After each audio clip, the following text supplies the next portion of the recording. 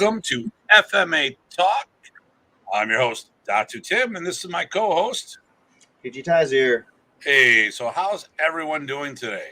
So it's fun watching people log in when we start the show. I hit the live button, all of a sudden there's like 2 or 3 people already on waiting for what we're doing. I'm like, that's pretty badass. So let's get in. Well, let's talk about a few things before we go today's topic. So today's topic is going to be all about everything you didn't want to know about PG Ty. But there you go. Let's talk about. Let's see what we do this weekend. So you did the fall fling, right? Yeah, the third one. We did the third time for third year, not in a row because of COVID. That we've done the fall FMA gathering kind of thing, fall fling this time. For all the FMA folks in the area and not so much in the area, right? We had some people coming from far, far away. So I was there. I was one of the presenters. And as always, I enjoy being at that event. And, that's an event I really like coming and donating my time at. And for those who do events like this, I said this at the show or at the event. Here's the thing. When you go to a lot of these events, there's a lot of events that people donate their time. Now, it's my job. So if I go to an event, it's a loss leader. I go out there to be seen. There's some events I get paid at. There's some I don't. But that's my profession. Everybody else that was there, it was not their primary form of income. You had a lot of people donating time, and I'd say most of the guys don't even make money off of the martial arts. They just do it for the love of it. If they charge fees, they're trying to defer the costs of hall rentals and stuff like that. I mean, the event you did, what was the donation for the day? Optional donation of $10 a person for the whole day. All right, so $10. It got you. You fed us. Mm-hmm. I don't have it in front of me. Do you have one of the knives that you made? No, not with me. Okay, so Ty printed, 3D printed a whole bunch of knives with the event's name on it. Mm-hmm. We had a drawing, and someone won a $100 gift card for Vulpes, which happens to be one of our sponsors. And but I mean, for $10 for what 8-10 instructors or more. Actually, I made 13 instructor knives. Those were special ones for the instructors, and all of them were gone. Plus, I still had to dip into the other knives. Okay, so we probably had about 15 people teaching. Yep. For a $10 donation, got fed, and these people volunteered their time and took it away from their friends and family to come and teach at this event. So, when you go to events like this, especially something of this nature, thank all the instructors. Like I said, I don't care about me. I mean, at the end of the day, it's my profession. So it's part of what I have to do. These other guys, like I said, they all came around and did stuff. So, let's look at some of our viewers here. So, Rich Parsons, how are you doing, sir? Master Rich, how you doing? There we go. And then we have Larry Thompson. So Rich is from Flint, Michigan, north of Detroit. Yep. Durango, Colorado, Mr. Thompson. Jeremy Gaudette up north. The book. He was thanking for the book. Okay, yeah, no problem. He's from like Sudbury, Ontario, which is 4 hours north of Toronto, 6 hours north of me. Terrell, how you doing? He's in Maryland. Hey. And then Frank is another one of our viewers from Connecticut. Thank you. And then and a handful of our long distance viewers. I mean, really long distance. And this one, May de Leon, always is in the group of long ones, all the way from the Philippines. Magandang umaga. Yes. Yep. And then Jason, another Canadian from London, Ontario. So we get a very broad viewership, and and then actually have on the seminar. So let's think about this. So you had people from Maryland, you had people from Delaware, Virginia. Obviously, it was in Virginia. You had one person drive all the way from Indiana. That was a 9-hour drive, and the big one, PG Craig, came all the way from Sudbury. So it was basically an 11-hour drive. He drove 5 hours to get to my house. Then we drove 6-7 hours to get to you. Mm-hmm. Drove back through the night, hung out for a little bit, and then he got snagged at the border to go take home a a COVID test and do Ouch. a Zoom meeting with someone online to get all that stuff done. Yeah. And south. So that was what, 11, 12 hours north, 5 hours south, Master Roland Rivera. Rivera. Yep. And then, like you said, Michael Craig out west. Yeah. So we had a bunch there. So, so let's get into this. So first of all, as always, please, if you haven't already, if you can go to our YouTube channel, like, subscribe, hit the notification button, and please feel free to share this wherever appropriate. And yes, Merry Christmas to you, my friend, and tell Tito Berto the same. Exactly. Yes. Very nice to see you again, Playdell. And Playdell, we got to talk to you. We got to talk. I'll message you after the show. I was going to say one more thing about this weekend's event. We actually had that whole park to ourselves, essentially, because there's that one pavilion that I rented, and it gives you the pavilion, the field, the playground. Hardly anybody else there. It was all ours. Yeah, and we did sparring there too. And there's Beth Caldwell. Hey, Beth. From Ohio. How you doing? So I didn't spar this time. I sparred the previous time. It was too dark. Wasn't my thing. That was funny. I was scared. It was dark out. So I don't know if this is a rant. I'm just going to say my thing I like saying for the day, and then we're going to get into today's topic. I've been talking to people, and I'm not saying I'm butting heads, but we're not on the same wavelength, I think. And they talk about modern Ernest, what modern Ernest is, and everyone goes, "Oh, it's the art within your art, the art within your art, the art within your art, the art within your art." Okay. And I've been trying to explain. I mean, Professor wanted to go a different route. He wanted to make modern Ernest, or his expression of Filipino martial arts, which maybe modern Ernest wasn't the appropriate title. Which is, I think, why I always say I do Praise Ernest, because I've always done it as a standalone program. He did it with the art within your art, but there's also doing it as the art, which is a whole nother animal. I didn't have other systems to fall back on to put things together, but I was talking to a couple people about trying to figure out things, and I really couldn't get through to them. There was just this little communication issue. We'll say that. So I think the way I want to talk about it is in colors. I think colors are. I talked to a couple of people, and I got the equivalent of, well, we're trying to talk about arts being the same and different and all this other stuff, and say, well, I mean, how much different is it? I mean, a car is a car. And you go, yeah, I can hop behind the wheel of a car and I can execute it, but I mean, a Ferrari is not the same thing as a Prius. They're two different animals. They're not the same. And we went back and forth on some things. We talked about little airplanes because that was their field, their business, their industry. I said, well, what about a 747 and a B? So what you're saying is a 747 and a B-2 bomber is the same. Well, they both fly. And I'm like, okay, it's really not getting anywhere. And that's when we switch topics. Hello, Marshall. Hey. So my thought is, when we are, when we are mixing colors. So, oh, look, we have colors. So here's the primary colors, right? Mm-hmm. So if modern Ernest is red and the rest are all the systems, look at the variety of colors you can make off of that. That's beautiful, isn't it? Mm-hmm. And we talk about all this different, but my question here is this: what happens when there's no more red? What do you do when red is gone? When it's no longer part of the equation? And my whole thing about modern, because everyone's trying to tell me what modern is, everyone agrees it's the art within your art. Well, if this is what you put in your art, what do you have when it's gone? And this what if your only art was modern? Well, this is it. Right, this is me. This was Tim. And this is the other stuff.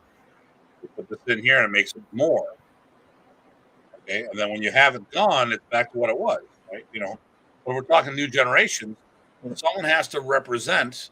I don't know if I really want to about with an egg the whole jokes that people can say, not too late an egg, um, But the thing here is, and this is a thought. It's not necessarily a discussion. And you and I have had this discussion on a few things, and I know I can have the discussion with you because you know where I'm coming on this, and of course, Mr. Craig, PG Craig, who was the recipient of a nasal exam. He's thanks for stopping in. Nice. But when people try to say what modernese is, it comes from this. And if we don't have a person representing this, it'll never be what it was. Mm-hmm.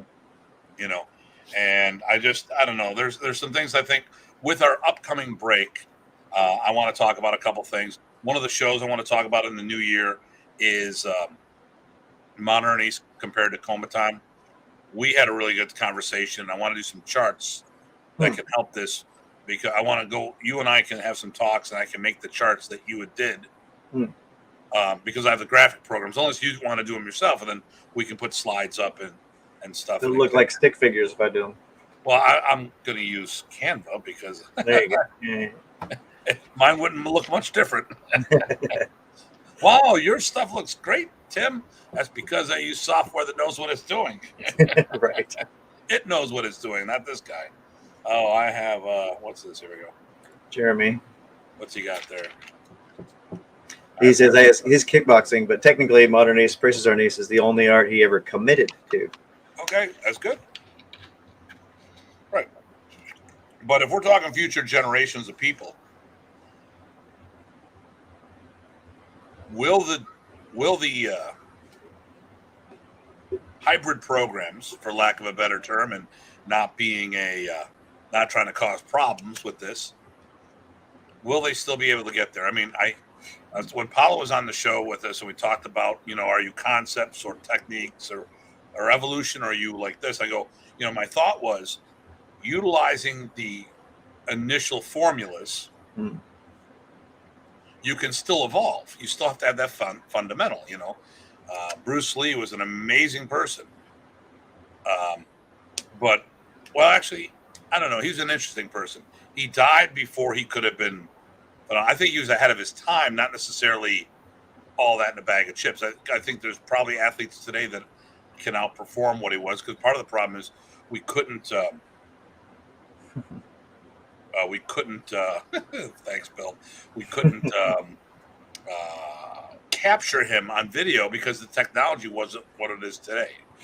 So it's kind of, you got to compare apples to apples, And so when I saw some old footage that there was frames missing because he was so fast, maybe it's because the technology wasn't where it was to properly catch it, So could there be athletes better than him today? I would have to believe so, because we're talking athleticism, and look how far sports athletes have evolved. But I think the thing here is that people forget is, Bruce did this, that, and the other thing. I think the only thing that he did, well, I don't know if he ever even did anything original, because all of his concepts were borrowed from other systems. The 5 methodology of fighting, single direct attack by drawing. That's all fencing, And savant. And there you go. And there's a whole bunch of things put in there. But the big thing here is that he came from a fundamental and got to evolve from there. He came from foundational art. Well, he did. He did the work. He did the work, and that's another thing that we talk about. And most of the problems I have boil down to that right there. Yep. If you didn't do the work, and a lot of people in many martial arts don't do the work, but expect to get the rewards thereof. So, yep. All right. Let me see here. So, who beat a Datu? I don't know. Be this guy. There we go. There we go. Good job. And what's up, cool cats?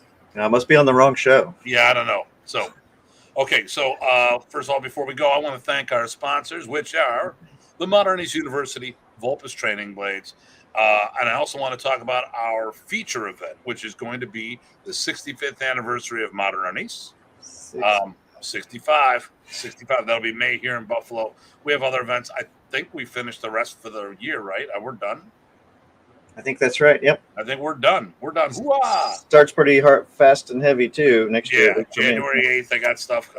We got the immersion camp for those who are getting ready for the black belt test for the Buffalo camp and stuff like that. So, all right. So today's show is all about my co-host, the famous Dr. Punong Guro Sifu Sensei. There's got to be a few other titles in there I can throw out there. Oh, that's way too.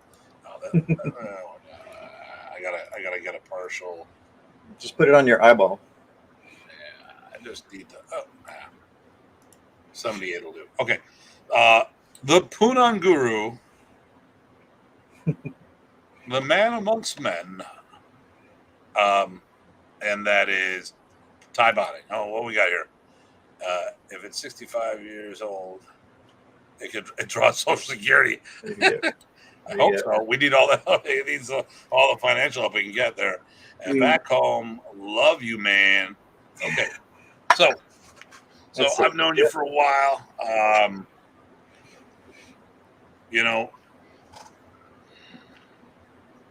We met initially on the internet, and then we met down at the 99 Texas Houston camp. Was it 99? Wow. Okay. I thought it was 99. Earlier. Okay. Well, I only went to 2 camps there in Houston. So, but we knew each other. And who just messaged me here is Grandmaster Unyo Lanata. Says hello from the Philippines. Magandang umaga, GM. Okay. Well, that's direct. I don't know if he's watching the show. Usually he does. Usually he chimes in while which is pretty cool. That's what, three people that chime in. Who knows how many else there are? Philippines. So let's start with the basics, and we'll go from there. So Ty, how did you start? At what age did you start your martial art career? Gosh, that'd be 16.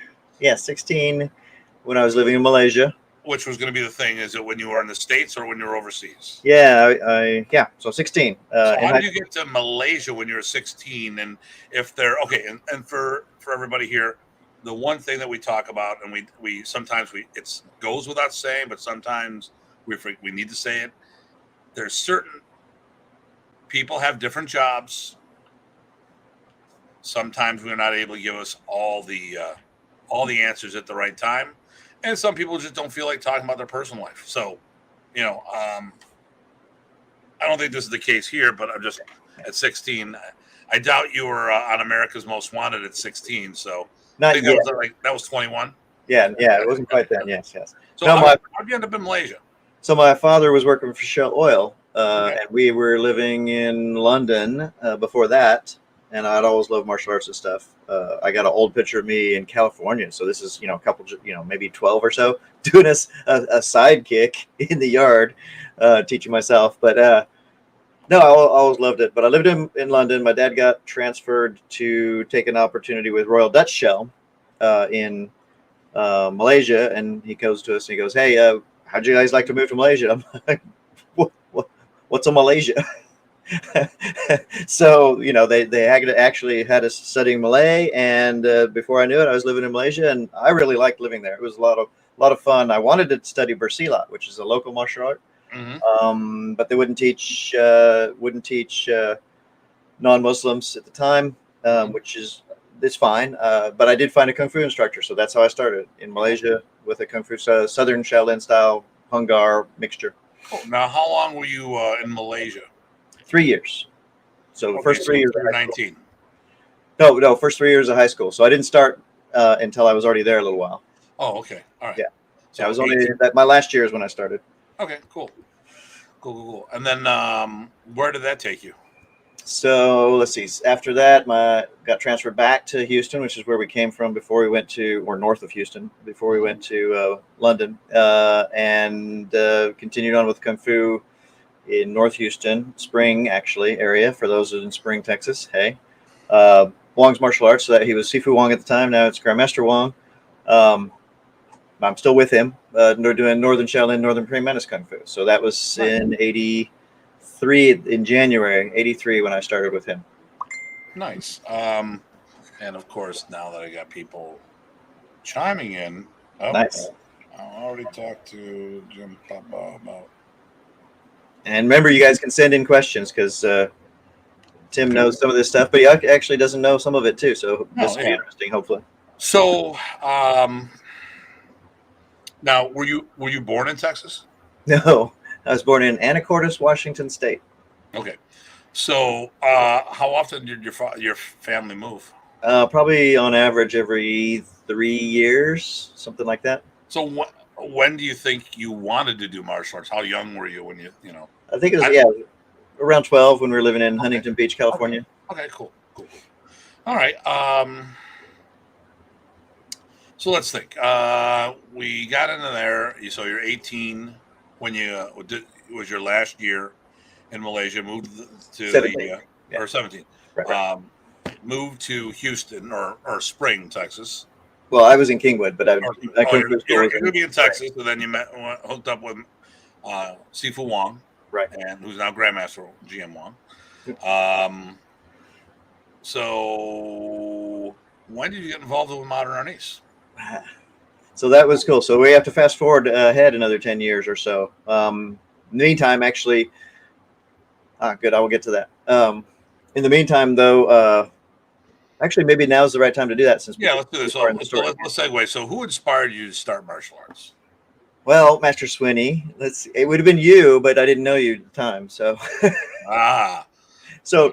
So what happened is I was like a lot of kids. I saw movies, right, for one thing. And the other thing I saw was people doing skilled athletics, right? They could control their bodies. They could do all sorts of cool things. So I didn't really want to do it to fight. I wanted to do it to be able to do cool things.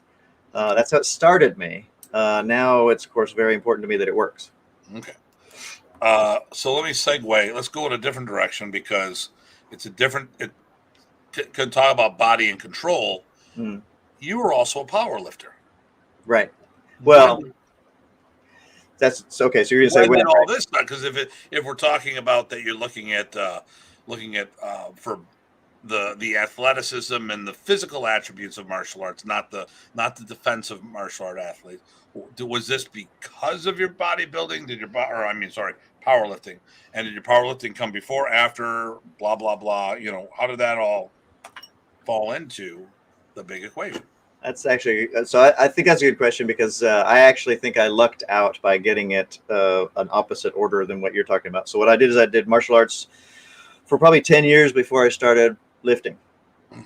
So I had to, and I was a small, skinny, thin, weak guy, kind of like now. And you saw the pictures.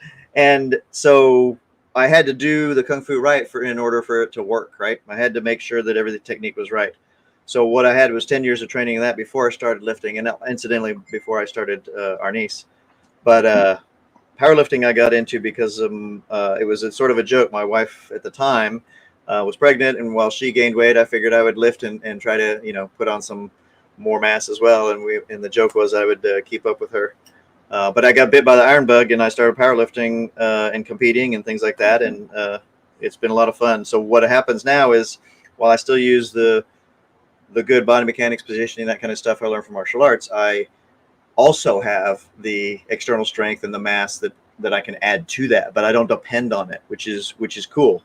But in the meantime, in there, that would sort of influence this is, before getting to arnis, one of the requirements of my Kung Fu is to take up Tai Chi, internal martial art, basically hitting with the hardest thing you can with earth, right, through your body structure, in the most efficient manner possible. So cue forward, right? And so Kung Fu, Tai Chi, powerlifting, and arnis, sort of in that order, although powerlifting and arnis happened around the same time. Okay. So,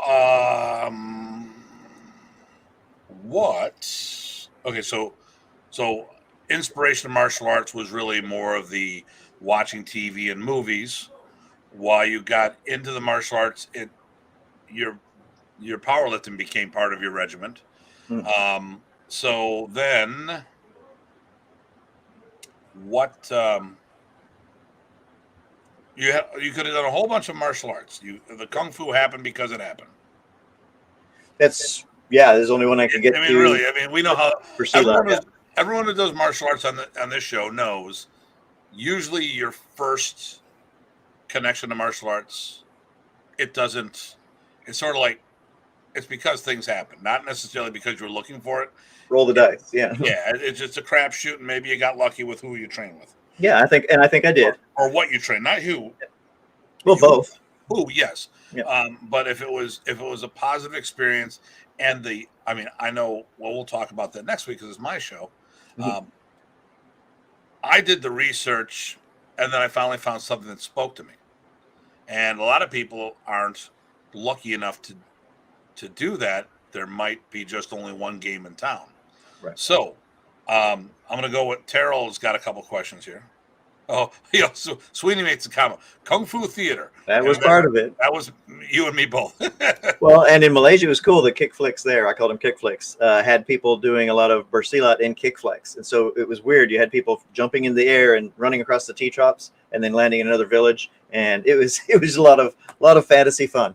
Oh, yeah. So Leaping Dragon, Crouching Tiger. Kind of like that, yeah. Whatever it is. I don't know. Whatever. Not as fancy, though. All brothers, So, yeah. Okay. So here we go. What drew you, Terrell? Thank you. What about Modernities drew you to it, or was that another happy happenstance? Did that just sort of happen? Both, actually.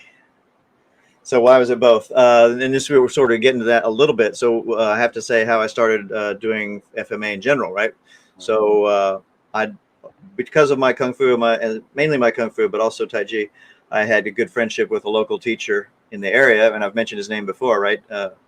Hanshi now, it was Shihan, Raymond Montoya, right? You know him, Raymond. We were good friends, and I taught at his school. And one of the things it is, we started sharing material. He shared some stick work with me, which was actually not Modernese. It actually, from the last we were able to trace, it was sort of Cinco Terros, and it was also a little bit of Pakiti. Okay. Just from connections that he had. And we worked on that until one of his good friends and classmates, Guru Eric Alexander, or Shihan at the time, Eric Alexander, had started taking up Modernese and had gotten pretty far advanced. And by then, I think you had met him. And so we both started under Eric to continue on. And so then it became more interesting because, one, I like Raymond, of course. That wasn't enough to get me an FMA. Liked Eric a lot as well. And it was focused on a particular FMA. So that was good. And then lastly, here's how did Modernese hit me? It's because I met Professor.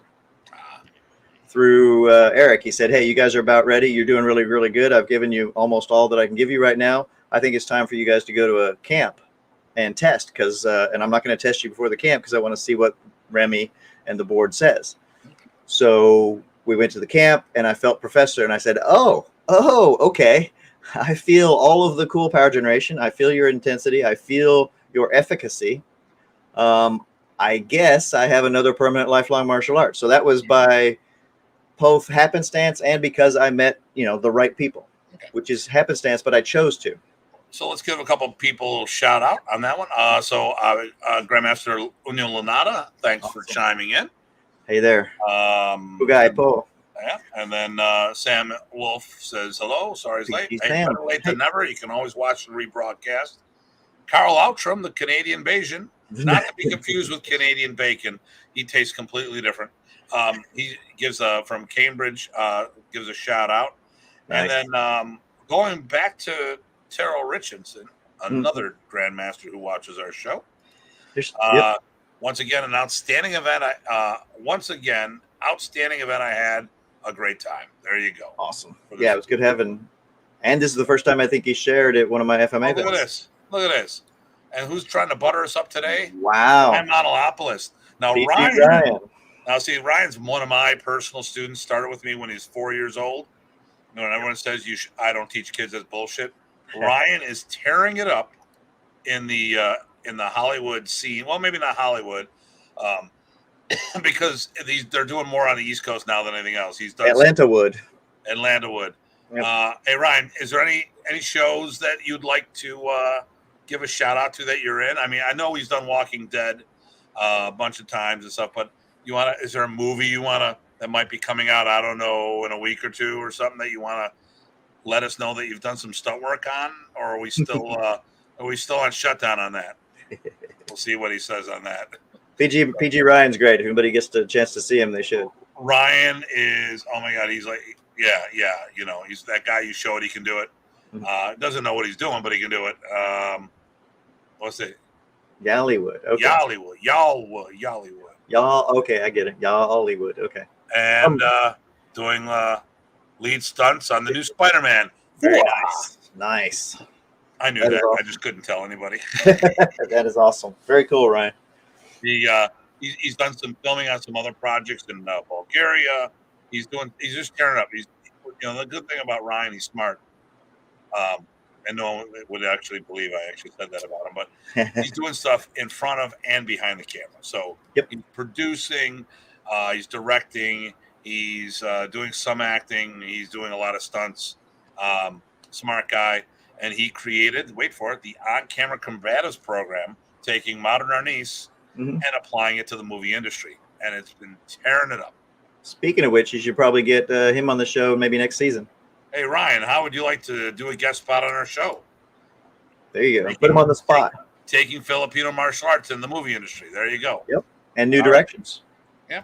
So, once again, WMA tearing things up. And, thank you, sirs. So keeping FMA alive. More to share soon. Grateful for your knowledge I've gotten from you over the years. Well, you're welcome. And let's do it. Yeah. Okay. There we go. We're going to have our first infamous person in the movie industry. Infamous, though. You know. Okay. So, how many Filipino systems do you think you've been exposed to? Exposed to? Oh gosh, couple handfuls. Well, and to what level? Well, like participating in. Okay, we're not talking about what you've learned. I don't want the hell with what you learned. There you go. The thing is, how many systems do you think that you've taken classes in, or have done seminars or camps in? At least a couple handful. Okay. At least, yeah. So, like we would say, let's come up with a couple here. I can see we got Balintawak. Well, we got modern. We got. Because modern is what you did, right? So you've done, in addition to modern, you've done Kombatan, right? Balintawak. Yep. Pikiti. Yep. Kuntao Sikaran. Yep. Some lightning. Dakiti Tertia.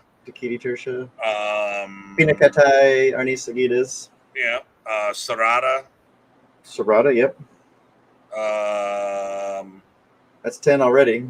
Rodel de Guk, we've done the DAS program. Yep. Multiple branches of Balintawak. So that's 10 right there. And we can probably keep going. Kali Silistrissimo, there's 11. Ronnie. Whatever he's doing, or whatever he made up. He's got a big long name. Sorry, Ronnie. Yeah, whatever. And several others here in the area too, right? Because one of the things that's neat with all these multi-style FMA events that you and I both go to, I've there are more than I can't even say, but I've done multiple sessions with some of these people, and unfortunately, my bad, I can't remember necessarily all the names of the styles. So no, he has not. I know that answer already. Right. So, probably I'm trying to figure out. Okay, so I haven't even gotten any certifications, unlike PG Craig, in your STIG delivery system. So for those, how to address this, I'll make a general comment, and then I want you to expand upon it. So I still want this not to be about me, especially we got a show next week. That guy. Yep. Yeah. Well, and you guys all send in your questions to me, because we're gonna catch him. It's gonna be a roast. There you go. Yeah, I knew this SOB when he was 15 years old, roller skating with long hair. Thought he was really cool. That'll be Jeff Leader. There you go. Listening to AC/DC and Metallica, Molly Hatchet and all this other stuff. Yeah, I don't think Metallica was around back. Oh no, Metallica was around back there. So Modern Arnis was the last art Remy did before forming. Balintawak was the last art Remy did before forming Modern Arnis. So for us as a whole, we've searched that as to look at our roots, a contributing art to the synthesis that Remy put together. Yeah, but I mean, if you want, you could say. Well, I mean, I was just thinking about the types of Balintawak. At least 5 different sort of delivery systems of Balintawak that I know of, maybe more that I've studied, reasonably. So, hey, what's Miguel saying? I'm not. It's a shorthand for kumusta. Okay, we're doing really good. Mabuti naman. Salamat. So, okay, here we go. It's official. You're all here to watch this. Oh my gosh! I got my 200 shipped this weekend through Kibo Kim. That's right. And right now, you've been promoted by Rich Parsons that you are now rank of student in Balintawak. All right, good deal. Rock on. What did Bill say? Get the bastard ready for a roast. Get the bastard. Okay. Nice. Okay, you can get the bass thrown all you want. Hey, you guys got a week. I got a week to prepare for this. I might throw some questions out to some people just because. This, There you go. All right. So knowing that that's what we've done, and then this is where I've taken the group down this path. I mean, I went into Kuntao and Seek-Around. I took the group with me. I went into this, that, yeah, taking the group with me. How do you feel that this journey that we've been on as a family in Balintawak, how do you think that has affected your Modern Arnis or your outlook on Modern Arnis in general? So I appreciate it. One of the things is so I'll actually bring it back to my other martial arts training and just to expose what I'm trying to get at. I am big about looking at roots. I am big about trying to understand material. That's part of my own look at doing the work, right? So even with my Mantis and my Hungar, I've actually looked into Southern Shaolin. I've looked into Wing Chun. I've looked into Shantung Shaolin, Bagua, Taiji, Chen Sao Taiji, right? All of these pieces, and they fit. And I've also trained with Okinawan martial artists. I'll train with anybody because it gives me another way of looking at my own material, plus some study, as our good friend of ours, right? Jack Latour likes to look at how people teach. So you get that. You get to see how people look at their own things. And that's about 3 or 4 different perspectives of things that you can apply to what you do in terms of roots material, in terms of presentation and teaching and things like that. So as far as the Modern Arnis, it's the same thing. Remy, we know he studied lots of different things. And particularly interesting to me was all the Balintawak piece. So now being able to look at, handsfuls of different types of Balintawak that go into feeding what Remy did and made his own expression and his own art, right, that we're trying to continue on, is priceless to me. So hopefully that gives the answers your question. But I think it's awesome. That's the short answer. So now, and it's actually when the questions about Balintawak came up, it got me off the topic, the question I was going to ask you. So, because here I've got to, okay, listen, I'm a martial arts snob. We all know this. I like what I do first. But I appreciate all the arts out there, all the arts. I might be snobby. I might be that kind of snob, but I appreciate all of the martial arts there. Even Tai Chi and Aikido. I'll do that when I retire. And this weekend I was busted on the oh, listen, anyone who's at the event this weekend, I was making those jokes about Jeet Kune Do. They weren't there. That's why I made fun of them. That's right. But at the end of the day, I got a lot of respect for all the arts, and I wasn't dissing anybody. I was just making a joke. But the thing here is, I think they all have something good to bring to the table. I learned from arts that I don't even particularly want to do or like. I still learn from them. So we've mentioned 10 arts, and with Balintawak, multiple branches from the main tree. That's right. When you do other Filipino martial arts, do you think being a Modern Arnis practitioner or a student of Remy Prasis and his teachings, do you feel that was a plus or a detriment? In what sense? When I train with other artists, you think it was a plus, or are Well, you do you talking think your about? modern Ernest training was? I'm trying not to. I'm trying, Okay, So I don't want to know. I try to give just enough because I don't want the answer to be my right, answer. right, right. I want it to be their answer. So, okay, let's change the question. First of all, let's say hello, Datu and PG. Would love to hear more about praying mantis training. What do you think about training praying mantis? And can you give someone who does the training? Okay, so I will get to. I will get to that. okay, it's kung fu, so it's bullshit. So, anyways, Magical though. It's magical. magical bullshit. Yeah. That's only because I'm friends with Master Ken from Ameridote, not the other Very one. good. And I have to channel him every now and then. So here we go. When you go to these other Filipino martial arts seminars and they start busting all this stuff out, are you able to follow that? Usually pretty easily. Yeah. Okay. Now, besides maybe with the exception of maybe a very chaotic instructor, Mhm. because that could happen. It has happened. Yes. Has there really been anything that you felt that you couldn't follow? And maybe there was a linguistics problem or a teaching problem, but when it came to material, you didn't feel that you were challenged at all? No, I mean the only one that got me off guard was when we were at the in Dumaguete with Jerry De La Cruz, right? So he just dove into some of his personal material and said, "Hey, follow this." So that I had to catch my ground, but there was nothing that was unobtainium, if you will. It all seemed straightforward. I just didn't know it yet. See, and now, okay, so now I'll say my piece. Mm. What I've always felt as a modernist practitioner, at least this modernist practitioner, that Remy's systemized fundamentals, concepts were Mm. so clearly laid out to follow and train the people that there really wasn't a system I couldn't do. Now, it didn't mean that I knew what they did, but there's bits and pieces of a lot of arts in there. And there's a lot of, like, I've done things, I remember the first time I met Kevin Seaman, did a Jeet Kune Do seminar. I was so geeked up. I was what was it? It was 88 when I got my black belt. So 88, 18 was 83, 5. So I was 23 years old, geeked up. I'm still a child, for all intents and purposes. Went to my first Jeet Kune Do seminar. I couldn't sleep the night before. I literally kept waking up and just, my grandparents, I was living with my grandparents at the time. So I just played television and music all night long and hooked up with my friend. We went to the seminar. I was brain dead. I just fatigued. He's doing sombrada drill, which I didn't realize it was sombrada drill, but he's doing a weird count and all this other stuff.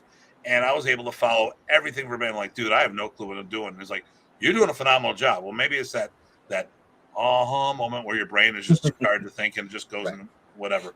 But time and time again, I've had my students go to other FMA seminars and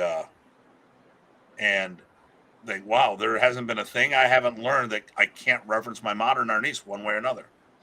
How do you feel about that? No, I think it gave it because of the synthesis that you did, and like you said, the presentation of the concepts. You had an anchor point for almost at least the things that I've come across have not been out of reach. They've been attainable pretty readily, which is nice. I wouldn't say I mastered everything that everybody showed me right away. I would never say that, but what I would say is I was able to benefit from things very quickly and easily. Yeah, I mean, I've always felt that I could follow pretty much anything on the floor. Yep. And I was wondering if you had a similar experience. Yeah, but I'm going to also bring it back a little bit to the kung fu. So since we do work weapons and a lot of drills and two-man stuff, and we get exposed to some weird things, that I think helped as well. Okay. Yeah. So, but I'll get to that more with Nathan's question. But anyway, go on. Yeah. So I mean, just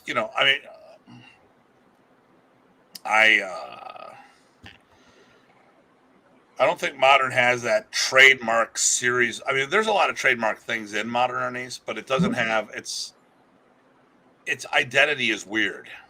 Its perceived identity is weird. Well, there's two, There's at least two. two. Yeah. Yep. Once again, if you're doing it as the commercial aspect that 99% of the people out there did, it's the art within your art. Mm-hmm. So Remy taught you how to build off of what you already had. Then there's other people who trained it, even if they had something, they trained it as a standalone program. So your mentor was Eric Alexander. Okay. So, and Eric had me out for consulting. I was a consultant. I wasn't his teacher. Right. Matter of fact, in our organization, I don't have a student-teacher relationship with you automatically because you're a member of the group, and I consider us as peers. Am I a person that you pick my brain for what I'm doing, but showing you techniques to me doesn't make you my student. It's just sharing. So when we talk about this, your initial instructor again was Eric, correct? Right. And I think what he did was one of the greatest gifts a person can do. What did he do for you? And I think I'll tell you. Well, so what did he do for me? One, he gave me everything he possibly could, no holds barred, whatever I was ready for, and even more to work on. And then said, "Hey, get Remy to look at you." And then he eventually.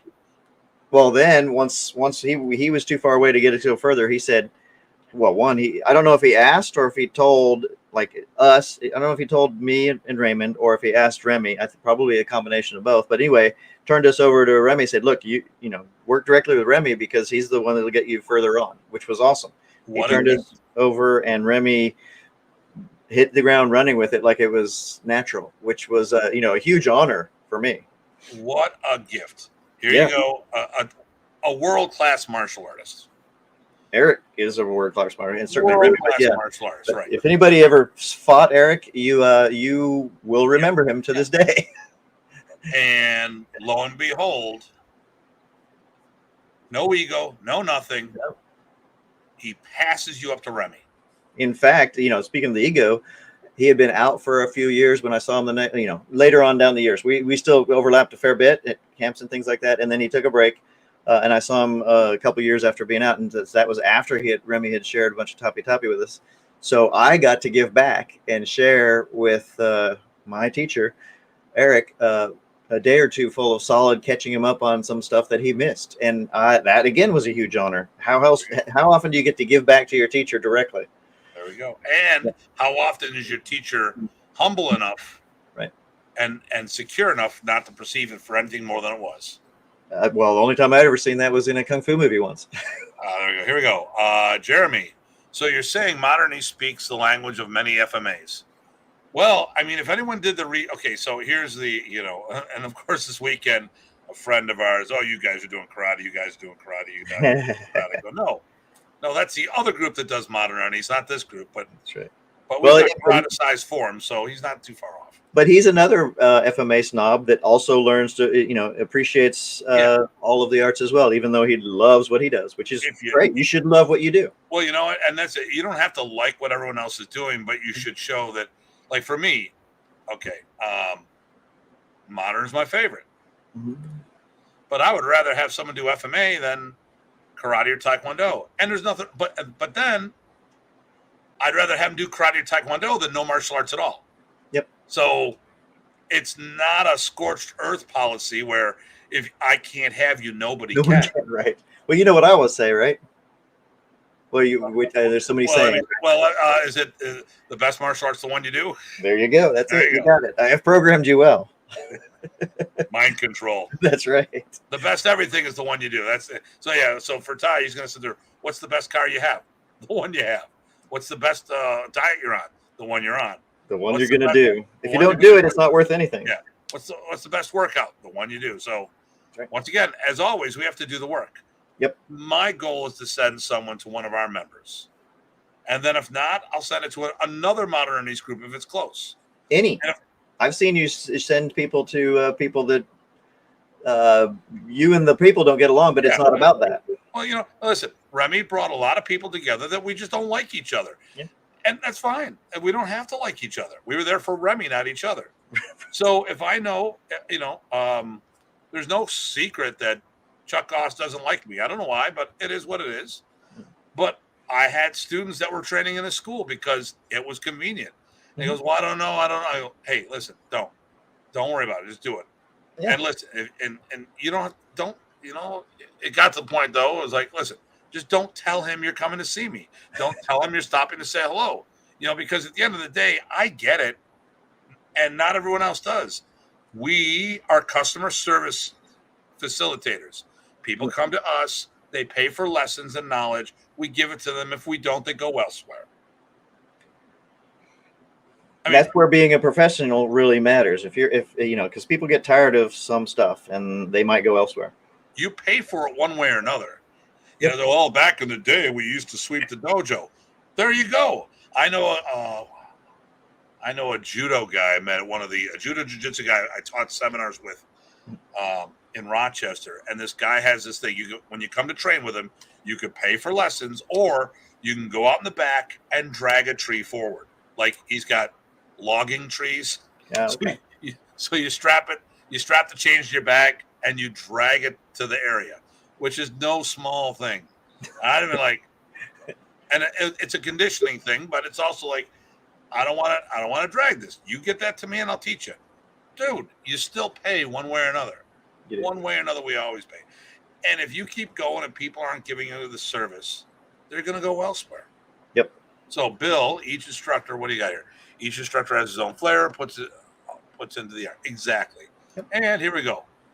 Jeremy, what is PG's Tye's most memorable aha moment in modern arnis? It's the one that we have a phrase. So Remy would sometimes show you things where you would go, duh. I have several of those moments where he'd show you something and you're like, why didn't I see that?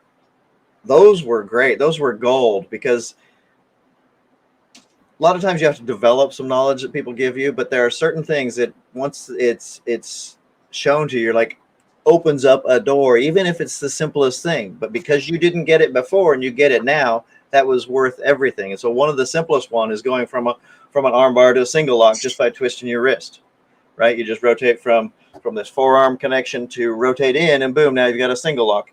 But things like that, what are obvious duh things, Remy was gifted with. And so those are as far as aha moments, those were great, because you will never forget those, and they will always be relevant.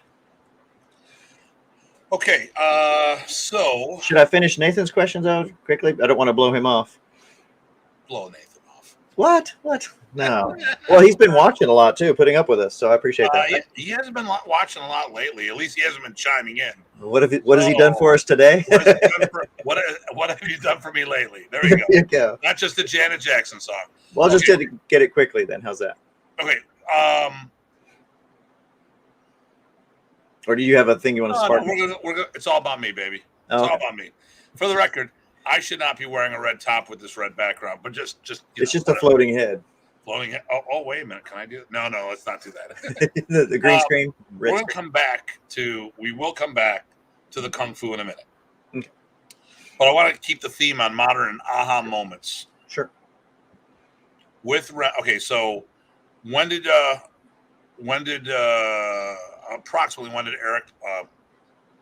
pass you up to professor? It was approximately somewhere around 93, 94. Okay. It wasn't like a cold cut, because but it was definitely. No. You started doing more there. Okay. Yep. And in Texas, you and Montoya were like the top guys for the longest time, weren't you? Before Randy Shea moved there several times in big group settings, otherwise I wouldn't say anything. Remy introduced Raymond and I two different ways. One, as his top guys in Texas, and two, if you're doing my art, you need to train with Tye and Raymond. So and this is something that I get to chime in. Yeah, and Tim. Oh, there you go. There you go. That was why I said in Texas, right? Yeah. No. I got to give someone out there something to bitch about, because how can our show be about that? No. So here's the deal. Tye and Raymond Montoya were like the two go-to people, the pioneers of modern arnis in Texas. I wouldn't say pioneers, but I would say that I think that we jumped out as far as doing the work. Yeah, you're standouts doing the work. Yep. You were giving an unofficial admin position People were pointing, and unofficial. Unofficial, yeah. People were pointing people to you. Like, if you're going to train modern down here, talk to these guys. Now, but I will say we never pushed that or emphasized it, so I could people don't know that. This was put on you. This was not you saying anything. And then Randy Shea was the chairman of the board. So when he moved from wherever, I don't even know where he came from. I think Wisconsin, Minneapolis, something like that. He moved from there to Texas. Houston. He was the longest active student to my knowledge. Well, actually, I wouldn't even say I don't know how active he was. He kept the relationship with the professor over the years. He would at least see him at camp, because at the time that's what people would do, and would have the professor come visit him privately. Yeah. So he started, I think, around when they had the 2-week camps. That's when Randy started. Yeah, he was doing the Philadelphia 2 weeks. But he was the highest ranked guy in Texas when he moved there, or became the highest ranked guy. Right. So, and it wasn't something that was taking the position away. You guys just kept doing things. It gave people another avenue to train with. Mm-hmm.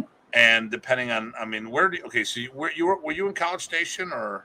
Yeah, I was in college. It was Bryan College Station, sort of metroplex. Raymond was in Bryan. I was in College Station, but it's, if you've ever went there, it's just, one conglomerate. Now, how far is that from Houston? It's about 90 miles, but as far as where Randy was, he was in South Houston. So it was 2 hours or more, maybe 2:15, 2 hours. There's a different community there. Oh, definitely. Yes. Now, and that community would come talk to you. Some of them might come talk to you before Randy moved in the area. Before Randy, yeah. In fact, actually, when we were at camps, a lot of the guys down there, Master Algarza, Grandmaster now, a lot of his folks, once we got used to each other, we would work together and we'd help them and bounce things off of them, and vice versa as far as working together at camps. And so, yeah, we were friends and would help each other. And then Randy moved there, and so he was right near them, and, he took that over. And how far north was Dallas? Dallas was another 3 hours north of Bryan College Station. Another community. So right. Each of these areas. Now, if you don't know anything about Texas, you can drive for 8 hours and still be in Texas. 11 even. Oh, you can drive 11 hours and still be in Texas. And that's speeding. Very fast. So, Texas is the biggest state, right? Texas thinks so. I can't remember. Maybe there's some differences. I think the only other state that would have that mass, if not more, would be Alaska. Maybe, yeah. Although I don't know what north-south California looks like, but anyway. Yeah, California's skinny. Right, but you can go north and south that way, but you can get dropped in the middle of Texas and go 8 hours in any direction. You're still in the dang state. You know. Sweeney is a Texan. He says Alaska is definitely wins. Yeah, there you go. So I'll trust him. Yeah, I'll trust him. Okay, too. So I love that pirate. I might be prepared to be nice. There we go. So there was multiple communities going on at dinner. So New York, we're wide. So I could be in Canada in 15 minutes in Buffalo to Erie, Pennsylvania. I could be in Pennsylvania in an hour and a half. But New York City, so now we're going east to west or west to east. 7 hours? That's like 7 hours. So we might have that width, but we don't have that, so that's latitude, not longitude. So we're not a big, right? Longitude is north-south? I can't remember. Latitude, doing a lateral is side to side, so I'd assume. But whatever. We're a wide state, not a tall state. Texas is just freaking huge. And you had a lot of different communities. Definitely. Over there. And then you also had, like, Jeff started something going on. South San Antonio, which is another. So if you look at the tips of my 3 fingers, my 2 fingers here and my 1 thumb. Yeah. Wait, there we go. Okay. Are a triangle, right? So this would be Dallas, this would be Houston, and this would be San Antonio. Any relation to the Bermuda Triangle? So we're right in the middle. That actually was great for me, because then as a grad student, I could go all the places that Remy was, seminars, camps, all across Texas, and suck it all up. Okay. Yeah. And then let's do the Kung Fu thing, and then I'm going to come back to this. Okay. Because I know you're settling. That's good. Is this when you need to check the school? So maybe I'll just do that while you're checking the school. You know what? I turned the lights off, but I do want to lock the front door. Okay, so there you go. I am going to do this. So guys, what's going to happen now is that I'm going to do my weekly disappearing act. And this time Ty will talk about himself instead of trash talking me. Now he never trash talks me, at least not to my face. Actually, no, this weekend. That would be the only time I trash talk to you is to your face. Yeah, and because he's got a backbone. All right, guys. Yeah. So Nathan, thanks. That's a good question. So more about my mantis training. What do I think training mantis could give someone who doesn't train it? There's a couple things. One, people that work with me will notice that a lot of some of the trapping and things I do will have a mantis flavor. So the joke is that everything I do is mantis. I think everything I do is internal. And as far as application goes, it all comes from modern. However, the mantis joke holds. So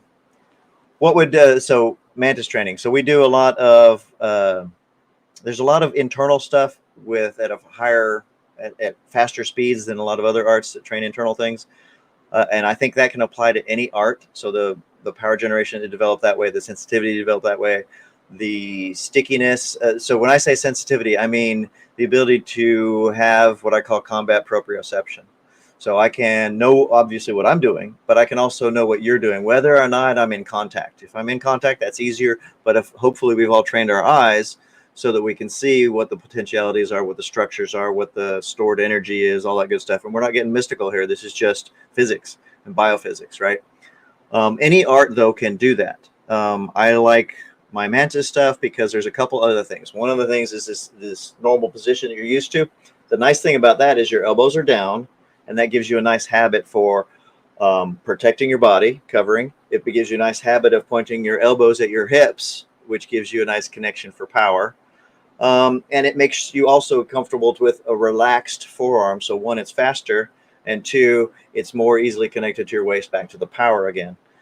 So those kinds of things I think translate into anything you do. But I think the bias there is that anything that you've really internalized with your training, and not in terms of internal martial arts, but internalized as far as making your art or fit you and you your art, so it's inherent, is translatable to any other art you do future wise. Now, how do you balance that about being able to do this new art correctly?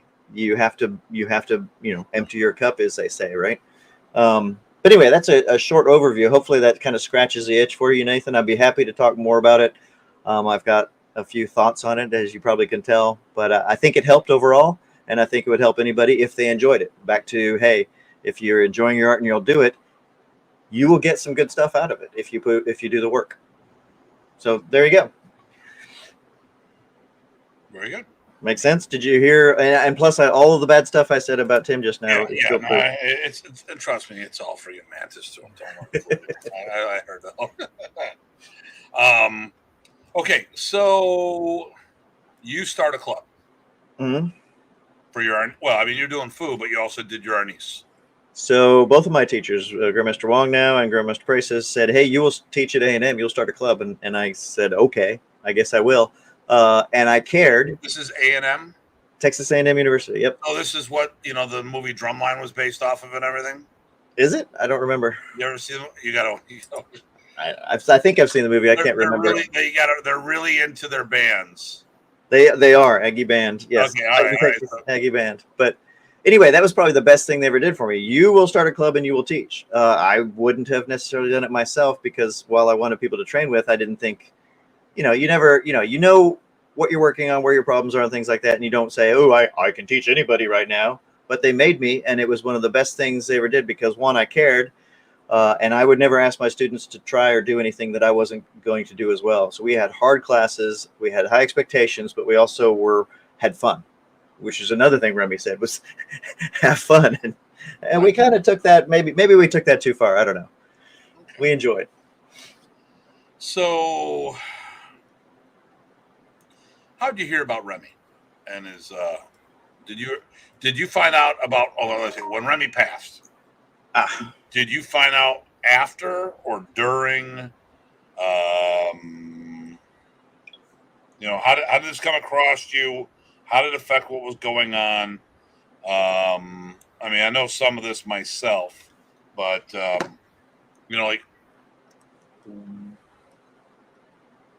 how did you find out that Remy was ill, and was it before he passed? Gotcha. I'm going to answer the question I thought I heard first, which was, how did you find about Remy? I actually knew about Remy from Inside Kung Fu before I even got exposed to FMA in general. Anyway, going forward. Well, I mean, on that one, okay, let's talk about that real quick. Sure. For those who weren't around, what kind of presence did Remy have in the martial art world? All of the magazines and ads for camps and seminars, especially camps. And that's how we found out about him, right? We didn't have the internet. We had to go follow these magazines and say, oh, when's his next camp coming? Is it nearby? Awesome. Great. Well, let me ask you this. Do you think, okay, so I already know the answer. The number one presence for martial art magazines back in the day was Bruce Lee. Yep. Yeah. What do you think that was Remy in the top 5? Might have been. I was a little skewed because I didn't follow the karate magazines. I followed the kung fu magazines. So I knew the names like Doc Fai Wong, all of those guys, Brandon Lee. Yeah. If you would have looked at the whole, and there's, I mean, I used to carry I used to collect all the magazines. Remy had this presence in all of them. He was constantly showing up. For a while, almost every month, he was in one of those magazines. Right. Article or whatnot. But even in the kung fu magazines, I would say he was in the top 10. And I know he didn't overemphasize him, but yeah, you saw him a fair bit. But Remy was really good about getting the word out there. I don't care what you call your martial art, FMA can help you do it better. But FMA is part of that. FMA could be part of that. Let's go. So how did you find out about his ailment, and was it before, during, or after his passing? I found out before. I was in grad school. I toyed with the idea of going over there because he was, to me, I'm not claiming anything else. I'm not claiming that he adopted me, but I had sort of adopted him as my martial grandfather that I never had. And I felt really close to him, I'm just talking about how I felt. And so I wanted to go over there and support him. But this was very, and the next thing I know, he had passed. So we found out about these things, I think, on the internet. And so, as you know, I ran bulletin boards and I was connected on the internet a lot more than most people. Yes. Well, and to let everyone know, let's call it, we'll use generalism. Okay. He and I are both geeks. Okay. So I ran the worldwide Kung Fu discussion list, and I was on what is called Eskrima Digest, which I think you were too. Okay, so he's now gone to super geek status because of running a board. So anyway, so because it was all mail list thing for the product for the most part. Yep. So back then, the majority of the people wouldn't have found out via the internet that he was sick. You would have saw it, an announcement in Inside Kung Fu or Black Belt, which would have been at least 3 months behind. Yep. And so by the time you would have found out, so Professor I was with him when he got diagnosed. I was the only American there. That was October of 2000. And he passed away in August of 2001. So that's right. I got my time. So I had graduated, but yes. Yeah. Okay. So he passed away within 10 months of him being diagnosed. And if you're looking at the martial art magazines, which is what everyone did back then, only 30% of Americans had computers, and martial artists usually wouldn't have been in that 30%. Right. I might have been a big portion of them, just myself. And that was dial up back then. Yep. Oh my God, slower than molasses. And that was like, if you're thinking, oh, I got 75 over 75. That's so damn slow. No. There's no way. I used to watch people log into my bulletin board at 300 baud. Okay, I don't know. That's 0.3. That's 0.3 kilobytes per second. Kilobits per second. Sorry. All right, you're talking super geek language. Oh, there goes my microphone. Let's bring it back up here. There you go. That's 30 characters a second. It's typing speed. Okay. There you go. How's that? Better? Okay. If you say so. There you go. But yes, so I am still one of those. So, so you found out shortly before he passed. You almost went up. Yeah. What did you do the initial year? So he passed away August 28th, 2001. Right. And for a year, maybe two, I I was with I was like everybody right at the time. I was in well, maybe not you, but we'll get to that next week. But I was in the IMAF, right, and I kept going with them, and they would do seminars. They would do camps. I don't know if they did seminars too much, but I kept supporting things until I saw too much weird jockeying and weird interplay, and I just needed to step away. I missed Remy too. Right. So I was a hermit starting a year or two after Remy passed, and I just went off to the side. I also moved away to Louisiana in 2003. And then, I still taught, I still trained and things like that. And then I moved to here in DC in 2007. And I was still a hermit when I saw you. Okay. And Bill said, being on an island in the South Pacific, we had to use flags, smoke signals. He probably had carrier pigeons. I mean, hell, Bill's old enough. He probably had the Courier Express. I mean, the Pony Express. Nice. Nice. Watch, Bill's only like a year or two older than me now. Hey, people solve things. People solve and we're the same age. I think we've told people that. Yes. With this that's not golden locks, these silver fox. You beat me. What is it? It's a month and a half? No, it's a month. Something like that. Why does it have to be a competition with you? That's why I'm joking. You know why I'm joking. You know why we won't go there, but you know why I'm joking. I'm the oldest man in the room. I even beat this guy out, that guy out. That's right. That's right. Yeah, I'm like, no. Let's not carrier pigeons. There you go. Carrier pigeons. There you go. Well, in the South Pacific, wouldn't you put it on the back of dolphins and send them off that? Mermaids.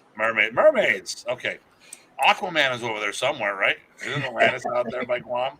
There you go. So, I'll take. Oh, wait. That bat. Okay. That makes a lot more. I was getting worried there, Bill. Yeah, I'll take that bet. Okay. Nice. Okay. Anyway, so yeah, we were talking about Louisiana. So how long were you in Louisiana? Let's see. So I got my PhD in '99, and then I did a postdoc in Bryan College Station still until 2003. And then I was in Louisiana from 2003 till 2007, or the end of 2006. And then I've been in DC here since January 2007. Well, DC area, right? Northern Virginia. So were you teaching both arts in Louisiana? In Louisiana, I was teaching my advanced students, and I'd come back and I'd still do my weekend campouts. But what I was actively teaching at the time already was still mainly modern Arnis. Okay. As far as for general people, I've kept my Kung Fu going, but only for my advanced folks, and they continue their stuff going on. But in general, yes, modern Arnis the whole time. So, so you have a limited amount of time to teach person. Right. Well, I got a job and a family, and I used to ride motorcycles way too much. What do you teach them first? What do I teach them? Well, no, I'm rephrasing. As we're talking about right here, you say that for your advanced students. So, right. Could this be another advantage of modern East that is the reason why and Bill said he is the oldest man in the room. So that's okay. I mean, come on, Bill. You partied with Moses. I'm not. There you go. Mine was Ben Franklin. So, but is one of the reasons why. Okay, so Fu's got a lot of stuff going on. Right. Depending on the Fu. Right. Okay. So when I was teaching Kung Fu, I was teaching 6 days a week plus 1 day of review. That was 2-hour sessions every session.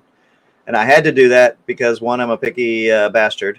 Mm-hmm. And two, there's just, like you said, there's a lot of stuff going on. And you have to make it right before it works. Whereas with one of the ways I characterize our modern East is that it works. And the more it works, the more right it is. But it works really easily. So I enjoy that part. If I have a weird schedule, I can just teach some Arnis and hit the ground running with people. Hello, the big. The Chinese to make ground better. Nice. And there we go. So the cool thing about, and do you feel okay? So the cool and thing it fits the seminar format really well. Partly because, of course, I stole everything that teaching methods from Remy. We've talked about how he taught before. Can't steal what he gave us. No, but I mean, you use that, and he gave us so many tools to teach and hit the ground running with some basics instantly to get people to glom on. Only if you did your work. But I mean, and paid attention and noticed things and all those stuff. Okay, So, oh, that's another good question. Here we go. So, Yeah. um, so an advantage of teaching modern specifically Mhm. is that it's not as involved to get a decent to see decent results. Yeah, I Okay. think so. Yeah. Well, like, okay, listen, like Aikido, everyone busts Aikido's chop or Aikido, however you want to pronounce it. They all bust their chops. I don't think that that's an art that's good at the beginning. Mm. I mean, some arts you can get. I think they all could be lifetime arts, Mhm. but I think some arts need to be a lifetime art. Mhm. And I think if you do something who does Aikido, if you put hands on them, you grab them and do the hard work for them, Mhm. you're going to be in a world of pain Mhm. because they know what to do when someone grabs them. Mhm. But I don't think they get good at bridging the gap for a long time. So I think some arts, and I think Aikido is one of them. And I've done a little. I think you step forward before you get to move backwards. I mean, you step backwards before you move forward. Kung I Fu think is another one. Yeah, and internal arts are especially that way because you have to relearn how to move. okay, and breathe and all that other Yep. stuff. Yep. Now, I find the Filipino martial arts are more, in most cases, step forward, less step back and then forward. It's more forward then forward. Mm. There are some arts. I mean, like my balance walk was a little more challenging because of the ungrouped teaching platform. Mm. I'm envious of, in a good way, of the grouping methodology.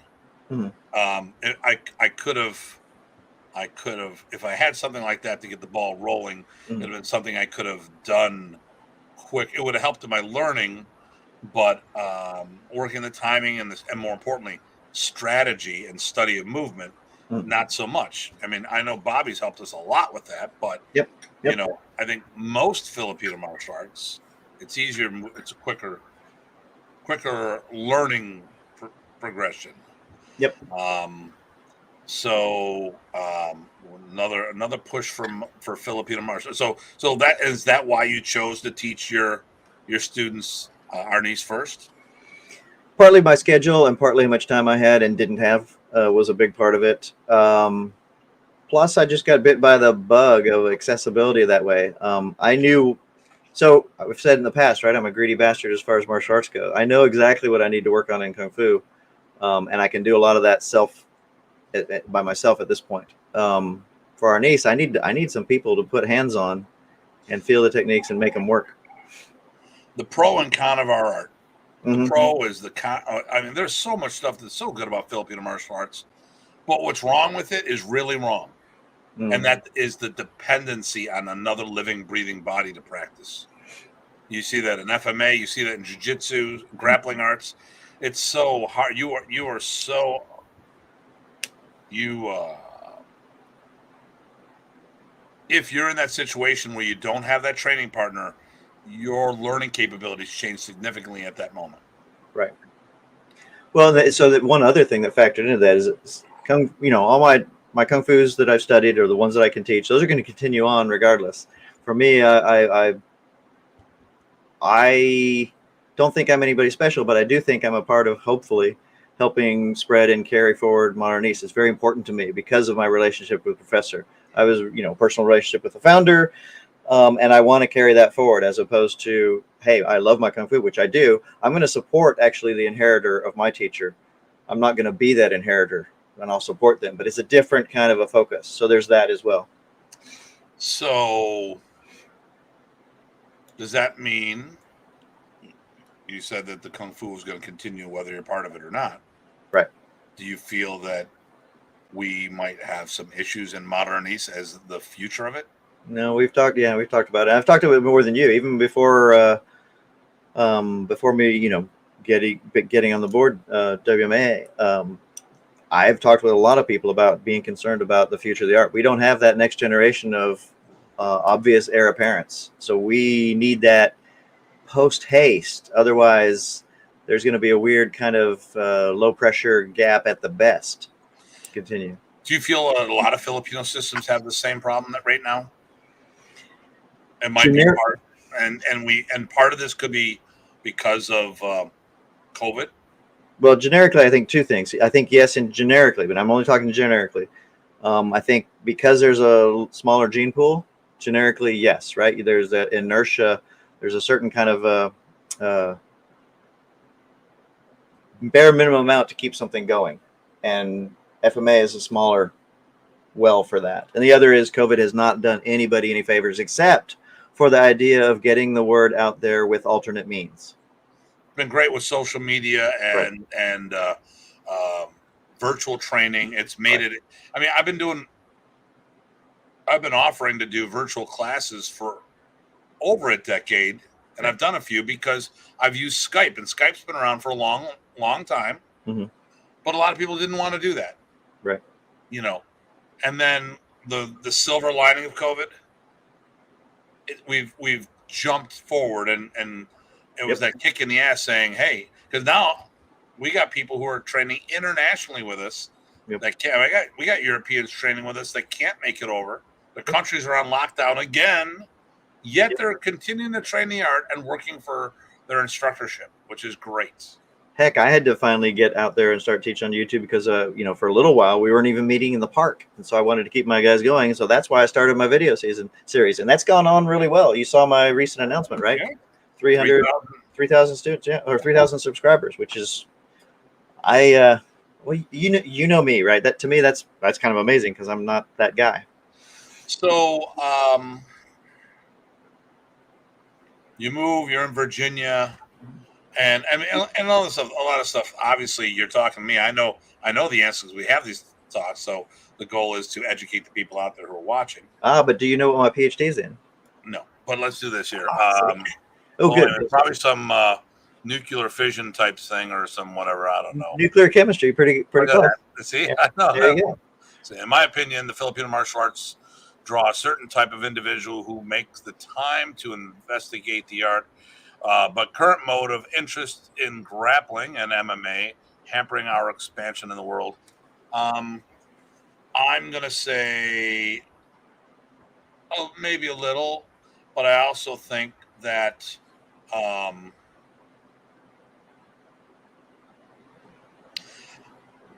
to try to keep this away from. I don't want to take this away from being about Ty because that's today's show. But I think part of that is bullshit. I think people are not doing their job properly in our industry. There's some of us, not us. There's some people out there who think that people should be training with them for the honor and all this other stuff. There's a lack of customer service out there. I think there's also the situation that people think they are better than they are. And on the risk of going down the rant, we've said it recently, how can you go around claiming to be a grandmaster with a handful of students? Okay. And I'm not talking just about the modern Ernest grandmasters. Right. I'm talking about all these grandmasters. So Rick Manglong told me a story on my first trip to the Philippines. Tim, rank's cheap in the Philippines. I'll go, stop it, Rick. There you go. Rank's cheap everywhere. Like, no, you get a better exchange rate in the Philippines. I chuckled. Does that mean we can go to Canada for really good also? Yeah, well, see, we could do the Canadian thing, but the exchange rate still doesn't work in our favor like it does in the Philippines. That's for you, Jeremy and Craig. That's for Craig. Oh, hello, gentlemen. So I will say this, though. I like the first part of Bill's comment. I think it's spot on. And the second part, I would say, I don't know about hampering, but I do think it's good and bad, right? So people like to look in different things that expose you to more things, and that's why they're looking at grappling and MMA, and they're still looking at FMA, except not as much because now you got three things to choose from to get something different instead of one. Okay. That's simplifying, right? It's not exactly right, but in that sense, I think it's a little bit of that. So we're gonna take a detour on this. I want to come back. We're gonna talk about you and the Philippines real quick. Oh, okay. We're gonna go. How did you get back involved? I know, but tell the okay. Whether this is telling the truth or patting Tim on the back, tell us how we got the master Tye Botting back into doing modern Ernest in the public realm. In the public realm. Well, it was funny. I don't know how I heard about it, but I found out about the second East Coast FMA gathering held by or sponsored or arranged by two. I think the Chrysostomos and also June. They're both kind of That would be June Occidental. Yep, June Occidental, our friend, and a really cool guy. Hey, Eric. And the Chrysostomos are amazing. Anyway, I went to that, and out of the blue, I had been teaching. As I figured it was time to start looking at the local community. I've been looking at local kung fu, and I never really found at events or schools that I meshed with. Not that I was looking super hard, because we already talked about that. But FMA, I found this event, showed up, and as I'm registering, I just finished registering, walked down the hall, and I see Tim, and I'm like, what? And we recognized each other instantaneously, and we hadn't seen each other since late '90s. Well, and it was a big hug, and it was like I wasn't even supposed to be there. Right, but it was like old times. Like the intervening 10 years plus, I think, hadn't even happened. Yeah. The other cool thing is he made sure, he said, "Hey, you're still training stuff," and he made sure he asked. I don't know if you talked to June or if you talked to Crostamos, so you made sure to get me a little bit, some time teaching. And the other thing that you said, cool, and I'll tell anybody this, is you said use you as my dummy and go hard.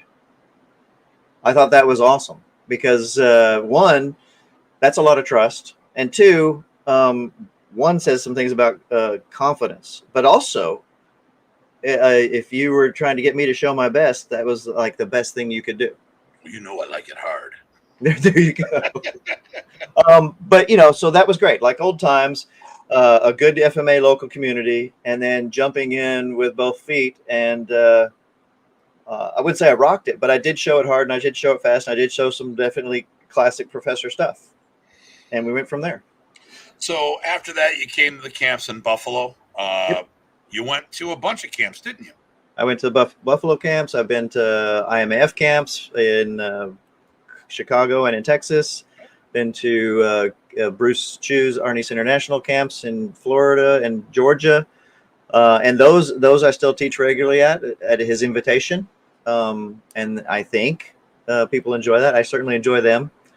I've been to Brian Zielinski's camps, and then seminars all around the place. But anyway, that's a lot of different organizations. And you also taught in Germany. And also, right, of course, yes, can't forget that. Grandmaster Datu Dieter had kind enough to have me over there, and we had a blast. It was over a week long camp, and I shared and played with everybody. So yeah, I definitely that was a neat experience. So you've done all these different events. Mm-hmm. You've been non-denominational in support. Yep. You've gone to wherever. You go around. You do these different things. So at a that's my non-denominational logo that everybody can use as long as you don't put the Babayan in there. Okay, there you go. So, and let's. But then you joined the World Modernist Alliance administrative team. Administrative. I am a member of all these teams. In fact, I checked with Dieter. Am I a member of that? I am a member of the World Modernist family, Worldwide Family Modernist. IMF, I was. Well, that's up in the air at the moment. We got to figure that one out. Right. Well, we got it. Yeah. But, I joined all those, and I think I let my IMF membership lapse because there was some weirdnesses when different splits happened. But anyway, I support all the modernist groups, and I mean that because I support the style and the students. So the organizations are secondary in that sense, right? Now, as far as the administration team at WMA, yes. I'm on that because for some reason you decided you wanted to listen to me if I can all help, and I'm happy to help. So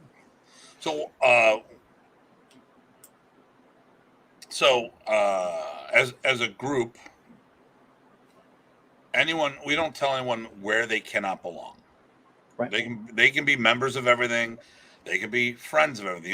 The only caveat we say is that if you're part of the administrative team, you can't have an administrative position in another modern organization, mm-hmm. Or derivative thereof, because there could be a conflict of interest. Right. That's normal business practice. Right. So that being the case, why us? Well, so it's pretty simple. I mean, there's about three major things that kind of drew me to that. One, this combination, quantity and quality of events. Okay. So opportunities for doing what I love. The structure, I like a curriculum. I like a curriculum that makes sense, and I like a curriculum that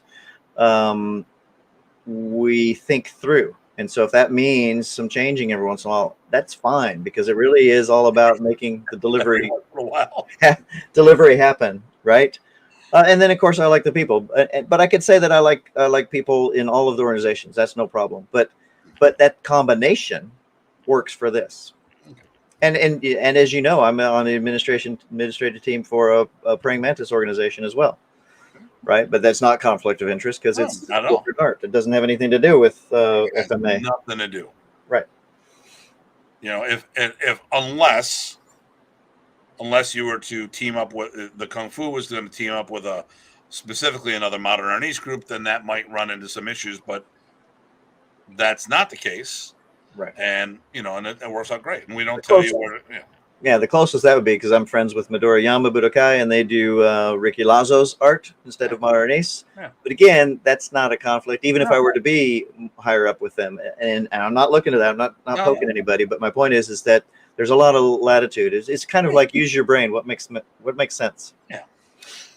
So, and after hanging with our group, there's something that we've done quite a bit of, and you decided to hop in along with us. Trips to the Philippines. Yes.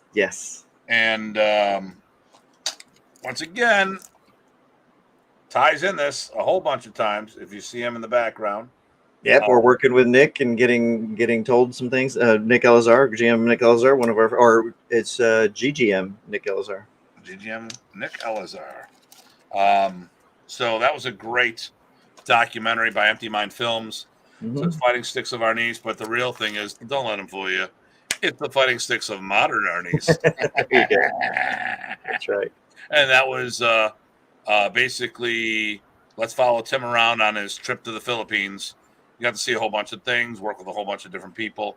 So I got there before you guys did, and I got a chance to talk to John Braley, who was the producer and film, cinematographer for a whole day or a half a day before you guys showed up, and it was definitely about Tim was doing this, and I asked if I can follow him around. I said that's pretty cool. Yeah, well, we'll talk about that another time. But yep. Now here's the question. Okay, so was that your first trip? That must have been my second trip, because I wouldn't have probably shown up myself quite yet. Okay, well, and yeah, because I think the first time we ended up being a couple hours late. Maybe that was the first time. Now I'm confused. No, I think it was the first time, and because we had you with, we had Irene, our go-to girl, who's been working at the pension forever and a day. Irene's awesome. So, well, okay. 2007 I went. 2009 I went. That was when that was the second camp. 2012. You weren't there, because that's when we were going to pay homage to Grandmaster Ernesto, because he had passed. Right. The one after that, I think, is my first. Well, it'll be 2014, or did we skip a year? Somehow we got on the odd years. I don't know what happened. And we can talk in there. So you go to the Philippines. Mm-hmm.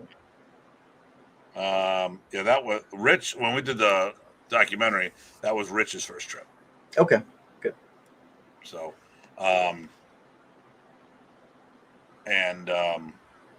so you go to the Philippines. We tested you. No, you know what? I think that was the first one, because I think we tested you there. That was the second promotion with us. That might have. Yeah, I think that's right. That was your PG test, because we as a group felt that that you should have been. You're out in the cold. You should have been high. You should have been higher. We already Tell us. You should have been higher. Tell everybody. Well, so Remy did ask, right? Remy asked. I told several people this. Remy asked me to test for third Lacan Tatlo, so the fourth level. But it's the remember Lacan and then right? first degree. That's how I went up, and black was a full one. So I was full Lacan, then Lacan Isa, then Lacan Delawa. So Lacan was in 95. I believe I got pretty fast going, partly because of the great background Eric did. But anyway, I got eventually Delawa in 97. And then in 90, 9 and 2000, he asked me several times to test for Lacan Tatlo, and I didn't want to because I have this, well, you can't see the scar, but 2 wrist surgeries, and I didn't want to half-ass it. So if Remy tells you to test, in my mind, for It's a all done intents deal. and purposes, you're there even if you're not there, right? I didn't claim it, but I'm just saying that's what it meant. It may not have been the performance that you wanted, Right. Oh, I would have passed, yeah. but if he sits there, you should test. What he's saying is he wants you to be a black belt, or it's over and done with. You are a black belt. You Right. just need to do the formality of getting on the floor. Right. So, so you're with us. We promote you to in a pot at the one camp in Buffalo.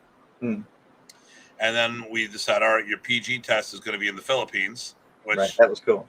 In there we go. Hinagaran, on the beach at Hinagaran. Remy's hometown, Yep. on the beach where Remy was brought up. Yep. What better place for a promotion? That was awesome. And Rich was there, and Craig was there. Yep.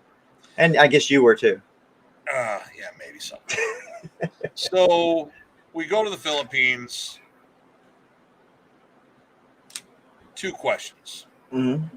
Okay, well, one question. Yes or no, was it worth the trip? Yes.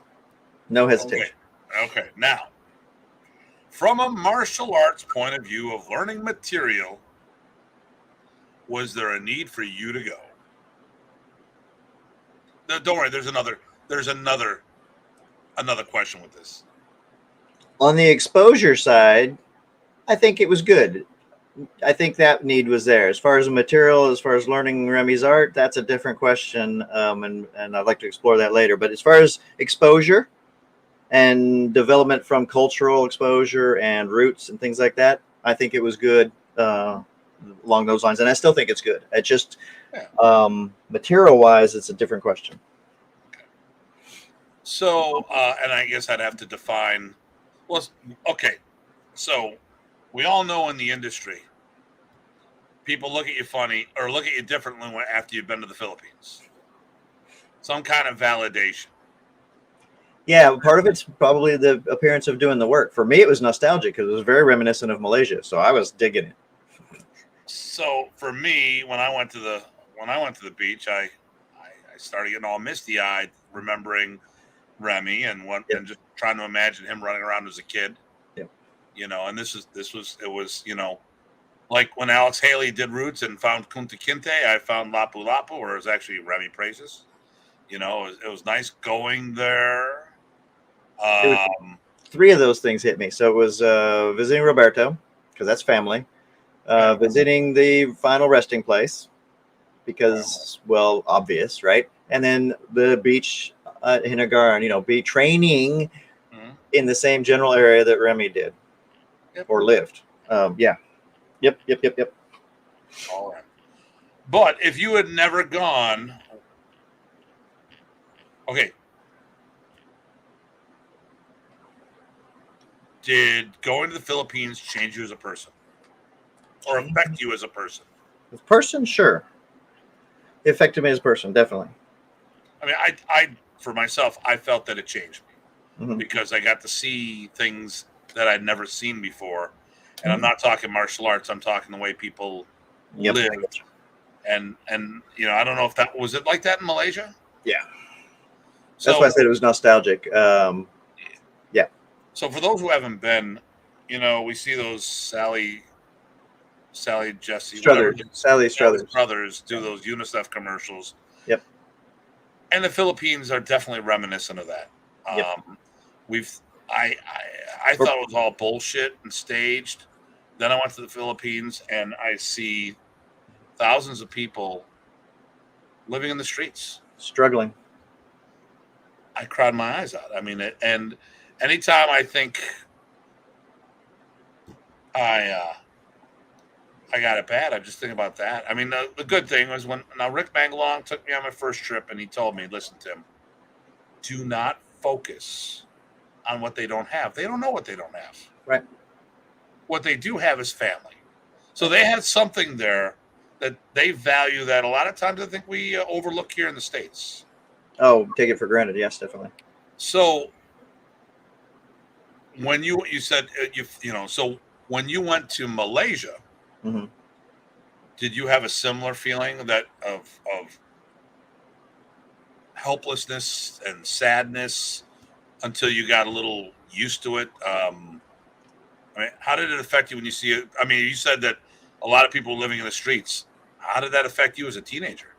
As a teenager, I mean, I noticed people struggling. I didn't know what it meant, but I did notice it. I didn't feel helpless because I was a teenager, already helpless, right?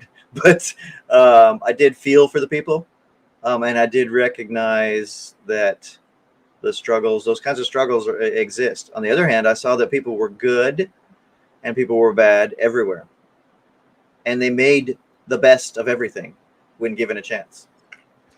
All right. So Bill says, I think that one involved in FMA should at least make one trip to the Philippines to experience the culture and training environment.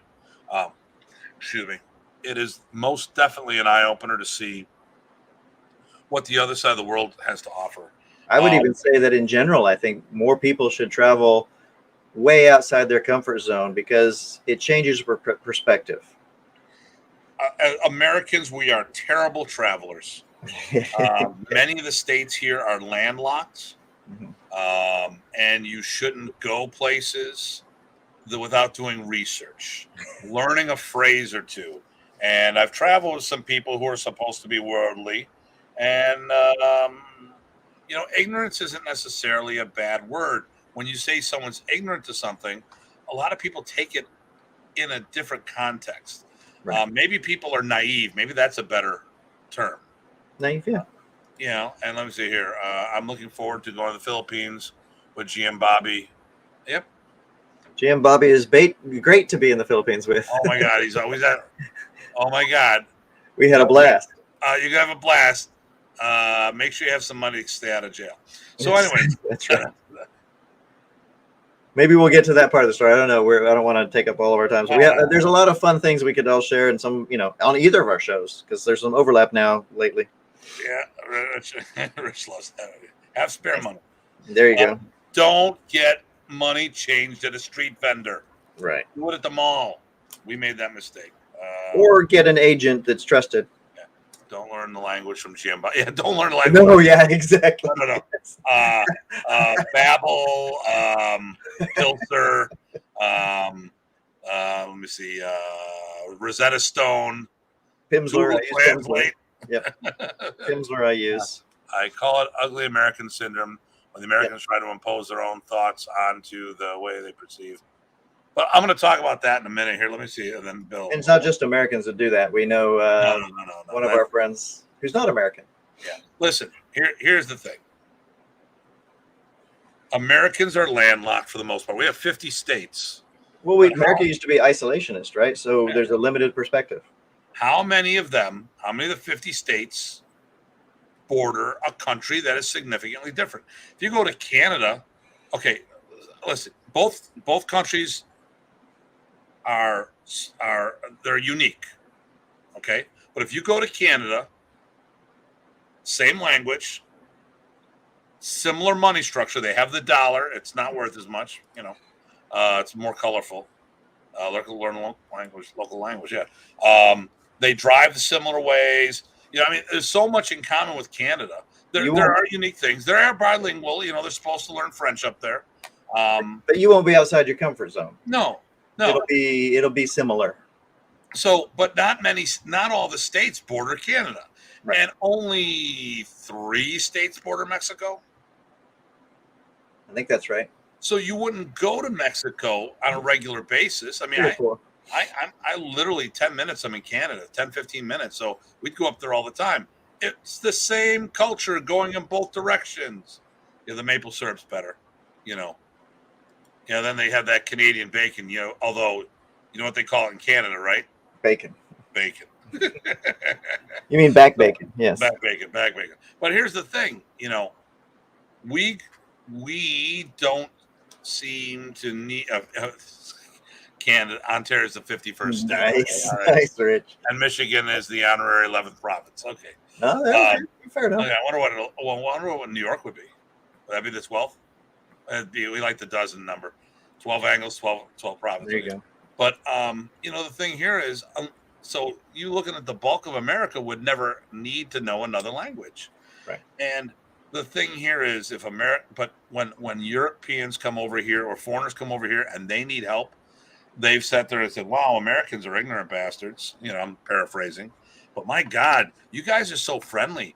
This bus driver went 3 streets off the route to help me. This person took me in and brought me over here. This person did that. We are really nice people. We just don't travel well. We don't know. We don't know what we don't know.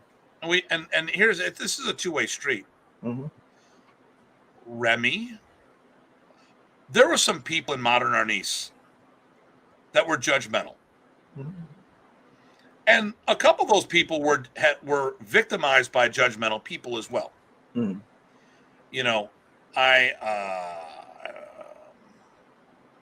I knew some alternate lifestyle people mm-hmm. who people were very judgmental of. Because people don't. Listen, I don't care what your beliefs are, religious. I don't care who you love. I don't care. I don't care if you love a man, a woman, a goat. Whatever, a toaster. I don't care. And I look at some of the things. I'm not like, listen, I don't get it, but you know what? Good for you. We need to be more open. But the thing here is, these same people who would bitch about people judging them because of either a religious or sexual orientation or something along those lines, mm-hmm. did not try to understand Remy's culture. Right. And when Remy came over, they would get right from Remy, but then bitch that, well, Remy does this and Remy does that. I go, have you ever thought, well, Remy tried to steal someone's student. Listen, you can't steal someone's student. That's called kidnapping. But in the Philippines, what did people do? Their schools were more fight clubs, and you tried to build the best team. What would we call that in the States? Oh, wait, that's a sports agent. They are sports recruiters. They're trying to put the best team together. Right. And I think the problem is that people don't look at the big scheme. And let me see, where was he? Goats are in. You're fine, Craig. I'm missing something with that. I don't know which Craig that is. But I don't know. But or maybe he said Craig. It might have been voice to text. Yeah. But here's the thing, So I think if people would have looked at Remy's culture, they may. I think I know Remy better than about the trip to the Philippines. You've been to the Philippines. You speak the language. You do all this stuff now. Mm-hmm. All right. Do you feel you have a better understanding about Remy than when he was alive? I would say yes, but, and here's why I'm going to say but, because actually I had a connection with Remy pretty close off, because living 3 years in Malaysia, there's a lot of similarities in culture. So I understood a lot more about Remy than most of the people. Yes, okay. I'm not saying anything special. I just had a different perspective. And we're not saying that you're a better friend of some of. I was Remy's best friend. We're not saying that. Somebody can love 5,000 different people and still love them all. But anyway, yeah. I have Kempo friends. Yeah. To understand what they do, I've done Kempo with them. Mm-hmm. I have jiu-jitsu friends. I've done jiu-jitsu with them. Yep. Okay. So when I go to the Philippines, I go for immersion of Filipino culture. Do you feel that more of a benefit of going there is from a cultural perspective than a martial perspective? There's a cultural perspective, and I think a research or a roots or a connection, something intangible. But it's not only intangible, right? Because guess what? I got to train with some people I wouldn't get to train with in the States that have fed into what Remy did, like our good friend GM Drigo Maranga, right? So is one of the styles. For those who didn't know, Remy did Balinsuat, studied with multiple people, and Drigo Maranga is the son of Timor Maranga. I think that's right. Yeah, I would get the names, and I remember the last name. That's good enough. I'm not sure about the first name. Right, and that was one of Remy's teachers. Right.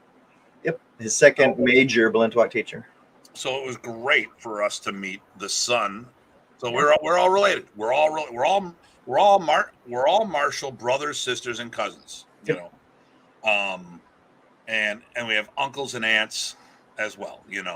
And I mean, so I think that's it. All right.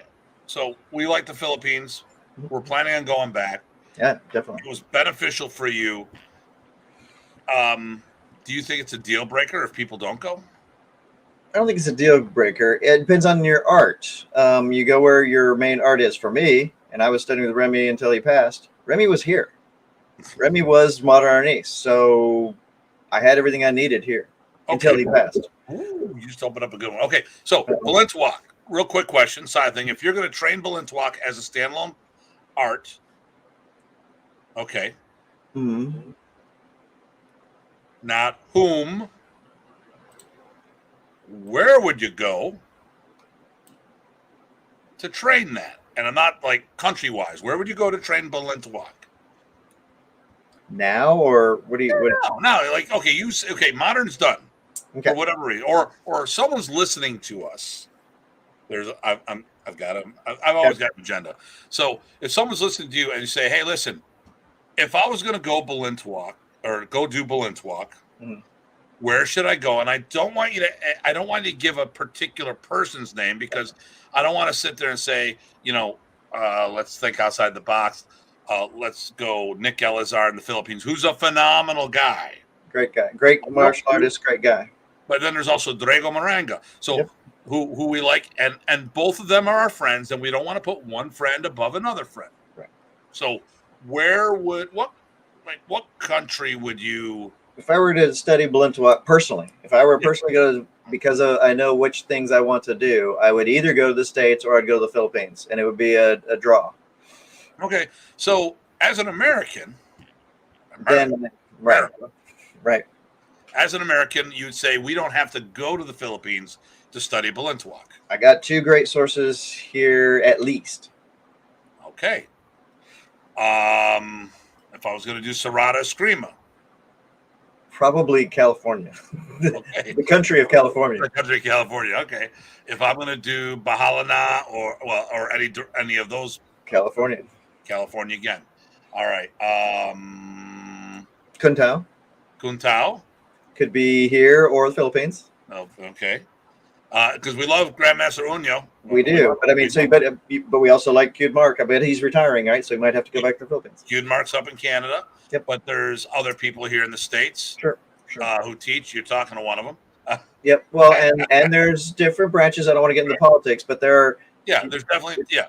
Politics are people. Yeah. The art is the art, right? And there's different flavors. So Sikaran. Yep.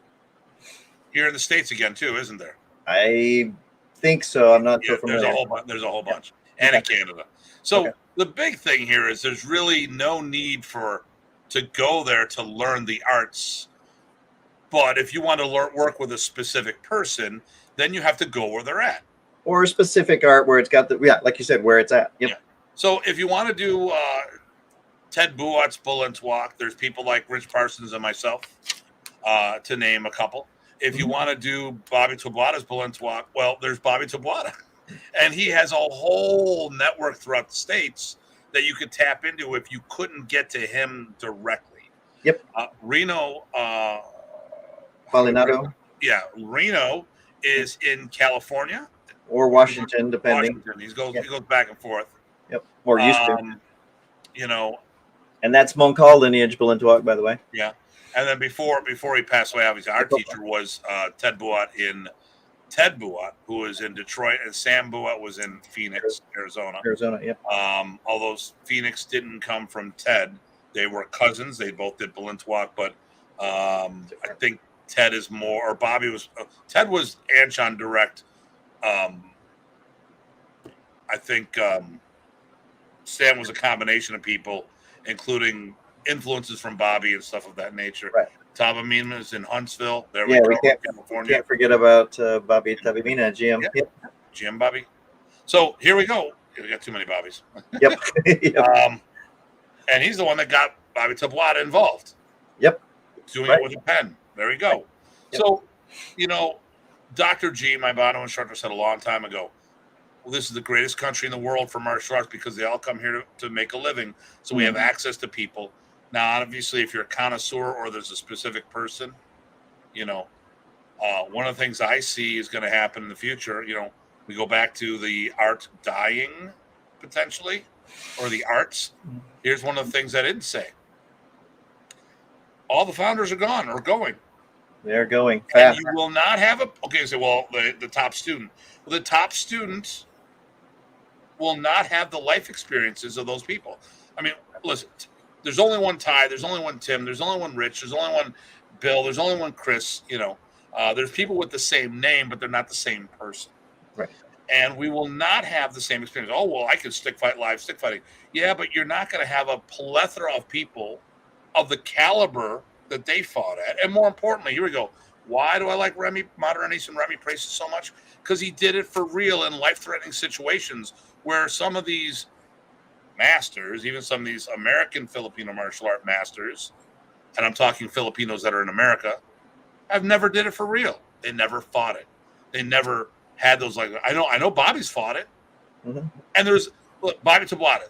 He goes, I don't brag about it, but I had a bunch of fights, but not like, here's my professional fight record. We talked about it on the show. Right. He had real life encounters that changed his art.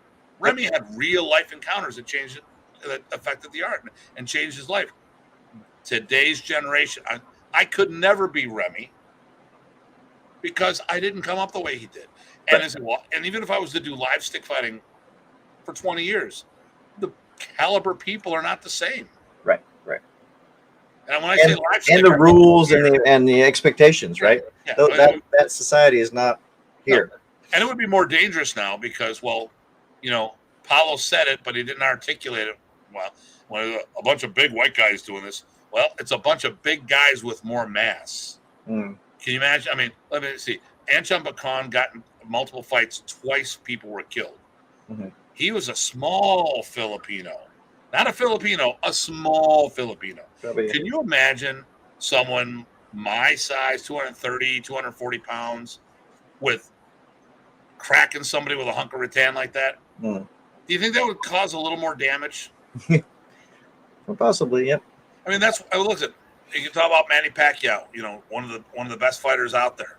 Mm-hmm. But he could only go up so much in weight. When he fought up, size made a difference. Mm-hmm. In combat sports, size makes a difference. And since it does, what happens when you get into our weight divisions? I don't know many 200-pound Pinoys from the islands. Mm-hmm. So we it would be outlawed faster than the UFC was, and people wouldn't want to do it with a potential death rate.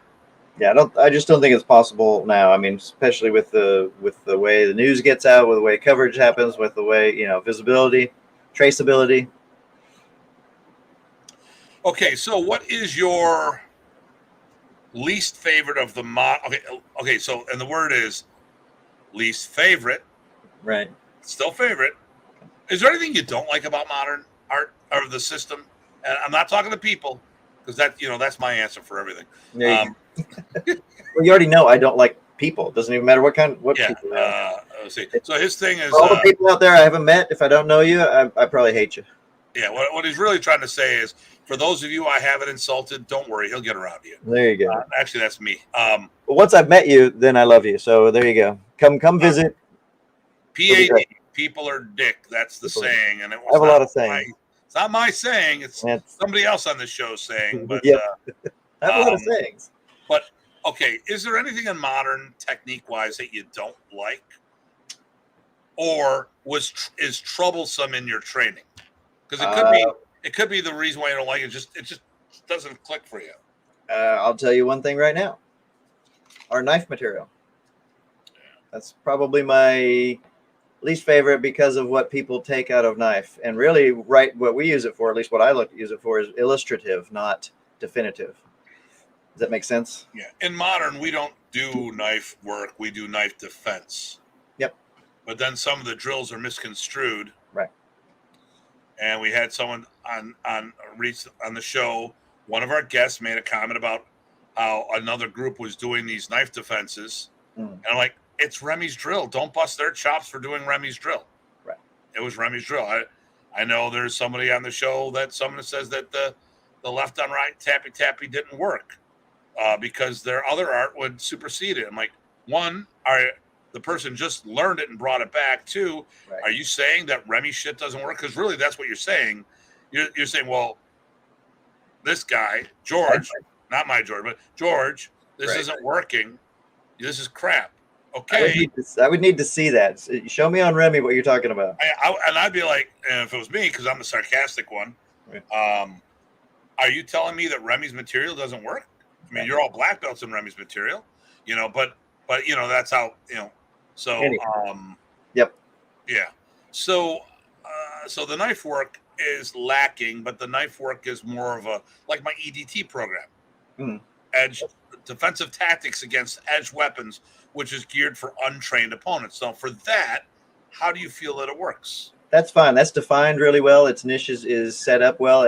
Like I said, like you have said, the language barrier for what Remy was trying to do. If you knew what he was trying to do, it fit fine and you're good. Okay. If you took it for something more than it was, then you get in trouble.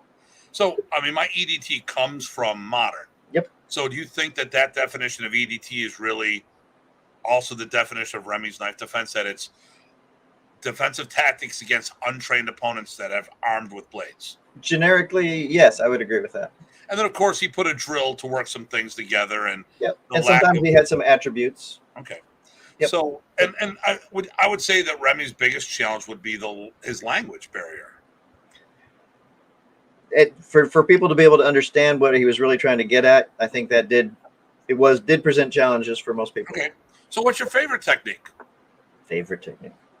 That's a harder one. Or let's put it, the favorite thing he taught you, which could be a technique or a drill or a.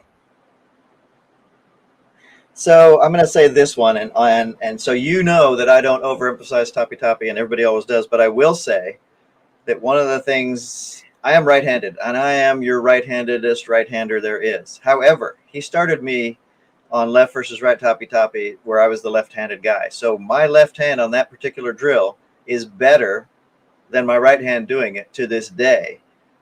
So he made my left hand wake up. So what you're telling me is he taught you how to become ambidextrous.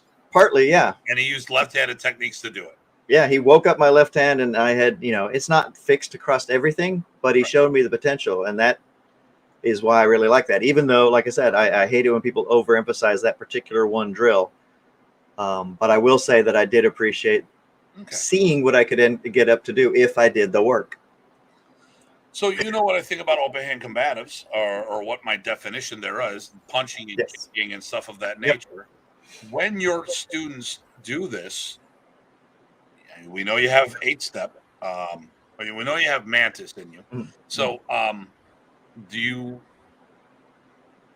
where do you outsource your open hand combatives from? So do you say, hey, we're going to do it from in our Kung Fu, or do you have an open hand training program in modern, and where does that come from? No, I have for my modern guys, I've got an open hand training program, and it comes from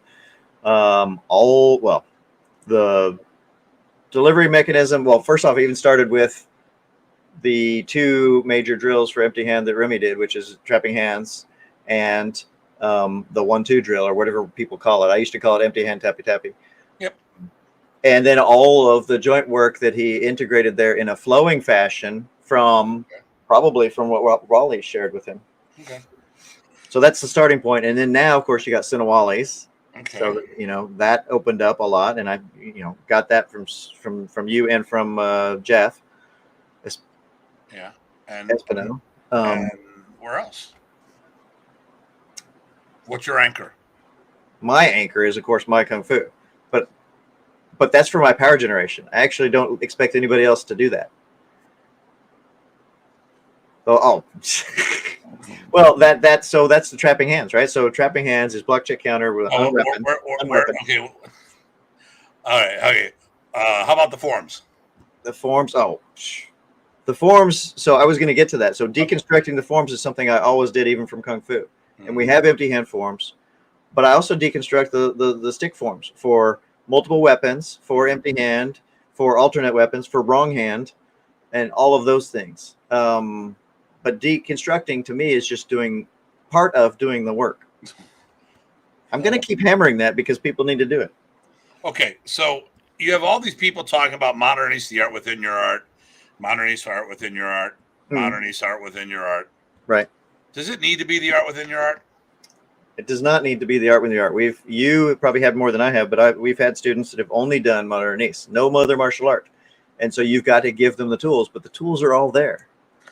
So do your work. So not that we couldn't use an example of open hand striking drills and stuff from another system. Could. But if we okay, so all right, the modernist forms are karate based. Would you say that's fairly accurate? Especially the last two, but yes, in general, yes. Don't remind me. Okay, so is it still karate after Remy puts it in the system, or is it now modernist? After Remy puts in his system, it's modernist, and I'll tell you why. Because of the applications expected, because of the delivery mechanisms, and because of the context. Okay. So Remy locked and controlled before he knew Wally, but took it to another level. Yep. He was a 5th or 6th dan in Shotokan, but and as much as I pattern my forms after Shotokan when I do them, or when I did them, and I've softened things up a little. Well, actually, I've softened things up a lot in everything, because if you look at the original stick forms, they were done to compete against karate, so they were done in a karate-esque manner, which is funny because I think I do the Filipino. I think my group, I think the Americans as a whole, but I think definitely myself, I do the weapon forms more Filipino than the Filipinos do. I think they do it more karate-esque. Because, well, they came from the earlier stages, and so it was more obvious. Right. So, but the Philippines didn't have the open hand forms. Right. That's my understanding. So who knows where their punching and kicking comes from? Don't know. But if you take a karate form, modify it, and then put it in modern, it's no longer. You're saying now it's modern. If Remy did it, I think so, but only because I know where I'm going with it. Well, I think I know where I'm going to put it that way. Yeah, because obviously we've had. I mean, Paulo's made some comments when he was on the show, and some other people's made some comments on the show about the system and where certain things come from and stuff of that nature. Right. But I don't. Well, we were talking the other day. Look at the first few moves of the first 6 forms. It's all your trapping. All your trapping. And Sinwali boxing, which is your combative trapping. Yep. Anya Isa, trapping hands, 1, 2, 3. Anya Delawa, the Cruzada or Guntings. Anya Tatlo, 2 counts, like a Pak Sao, but not being a Pak Sao. Right. The 4th form, trapping hands with an elbow destruction put into it. Yep. And then the 5th form, Sinwali boxing with a cross uppercut follow-up. And the 5th form is or 6th form, the Abanico open hand interpretation of double action Abanico off trapping hands. Right. 1, 2, 3 high and low back fist, and then there's other things you do with it. Well, and you and I were talking the other day, and we talked about even the idea of doing some of them internally, and there's an opening there easily as well. Yeah. So, but since he put it all together, because people are busting my, well, this comes from karate, this comes from that. I go, it doesn't matter where it came from; it's his synthesis. Well, there's your answer right there. It came from X, but then where did we get it from? It came from Remy, as far as we're concerned. I was playing with a Goju form the other day with a stick in my hand. Changes things. Yeah, it does. Deconstructing things, exploring. You're doing your work. Oh, yeah. Experimentation. Go figure. So, Modernist could be a standalone program, or Remy's teachings. See, so I hate using Modernist now because of the art within your art thing. Once again, we talked about it. Here we go. The egg. Here's the one color. And then something comes off it. What happens when you put these two together? I don't know. I can't do anything with that. I wish I was a magician. And it goes, there you go. There you go. It was a plank. Oh, that's a good way of saying it. Okay. What he built with those planks is something else. Sure, the planks are there. Yeah. Yeah. So, but from Remy's teachings, I think that's more accurate. We could have a standalone program we don't need to cross train with anything else. No, we tested that. I mean, yeah. Yeah. You tested. I tested it separately, and that's how it was given to me with the requirements. Yeah. And oh, wait a minute. You just said right there. What requirements? Oh, well, Someone, yeah. I'm reading what someone wrote here, so I'm going to read you respond. So the requirements I got was originally with Eric. He gave us a set of a curriculum, and it was based on the testing curriculum up to black. And so he parsed it out into belts, and I think he got some input from some of what you shared with him. But we had it mapped out all the way through various levels of Lacan, and we had a roadmap, we had an emphasis, and we had sections for empty hand weapons, all of those things. Okay. So what Joseph says, you can trace martial arts lineage from previous arts and the integration and evolution of those arts. Yes. Okay. So integration, evolution, both of those sound like doing your work. Oh, sorry. Doing your work. We'll have to do a show called Doing Your Work. Broken record. Sorry, guys and gals. So you don't need another martial art, but you do need someone to teach it to you. Or to obviously right now, if you want to open up a modern learning school, the best thing to do would be to hop on with someone who already has a game plan. Mm-hmm. So, I would definitely recommend you talk to Ty on that. You still have to feel it, right? So you got to get started somehow. Yeah. And there's ways to do this, but there's no need to cross train. Mm-hmm. Now, need and wanting and exploration is a whole nother story, right. But there's a lot in all martial arts. Now, I will say there's some Filipino systems, just like there's some Japanese, Chinese, and Okinawan systems that are all weapon, no open hands, and you couldn't run a full-time school with that. Mm-hmm. You would have to find something on. I think it's like Bill said earlier, a lot of people are expected to do boxing, grappling, or whatever. Actually, I don't think he said it that way. It's very common in the FMA for people to do their weapon system, and when it comes to open hand combatives, you're just expected to go find it somewhere else. I mean, well, specialization. I mean, that's that thing, right? You can go wide or you can go deep. You can be a generalist, you can be a specialist, and those are all choices, right? You can explore along those ways. You mentioned earlier something about JKD. One of the ways that people describe modern East, I think, is single stick JKD from FMA point of view. Yeah. I mean, there's a lot there for at least, especially with modern, right? Modern is a generalist within the bounds of a single stick kind of centralized area. Okay, so wow, it's over to. Let's see. Yeah, sorry. Let's see if I can wrap this up in a good way. Everybody can talk a lot about themselves. I usually don't talk a lot, but I appreciate you drawing this out of me. Yeah. So you've also done these Hall of Fame things. Yeah. What do you do that for? Why do I do that? Two things: networking and also respect. So the only Hall of Fame things I've done were either nominated or all nominated by people I respected or taught me. One of those two. So you nominated me. My kung fu teacher nominated me.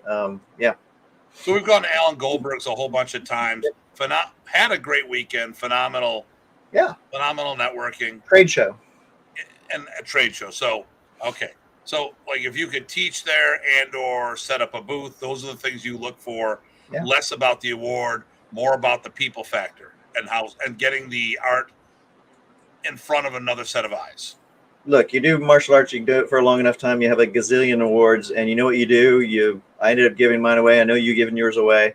It's really about that networking. It's about the part that got you to that point, not the point itself. Okay.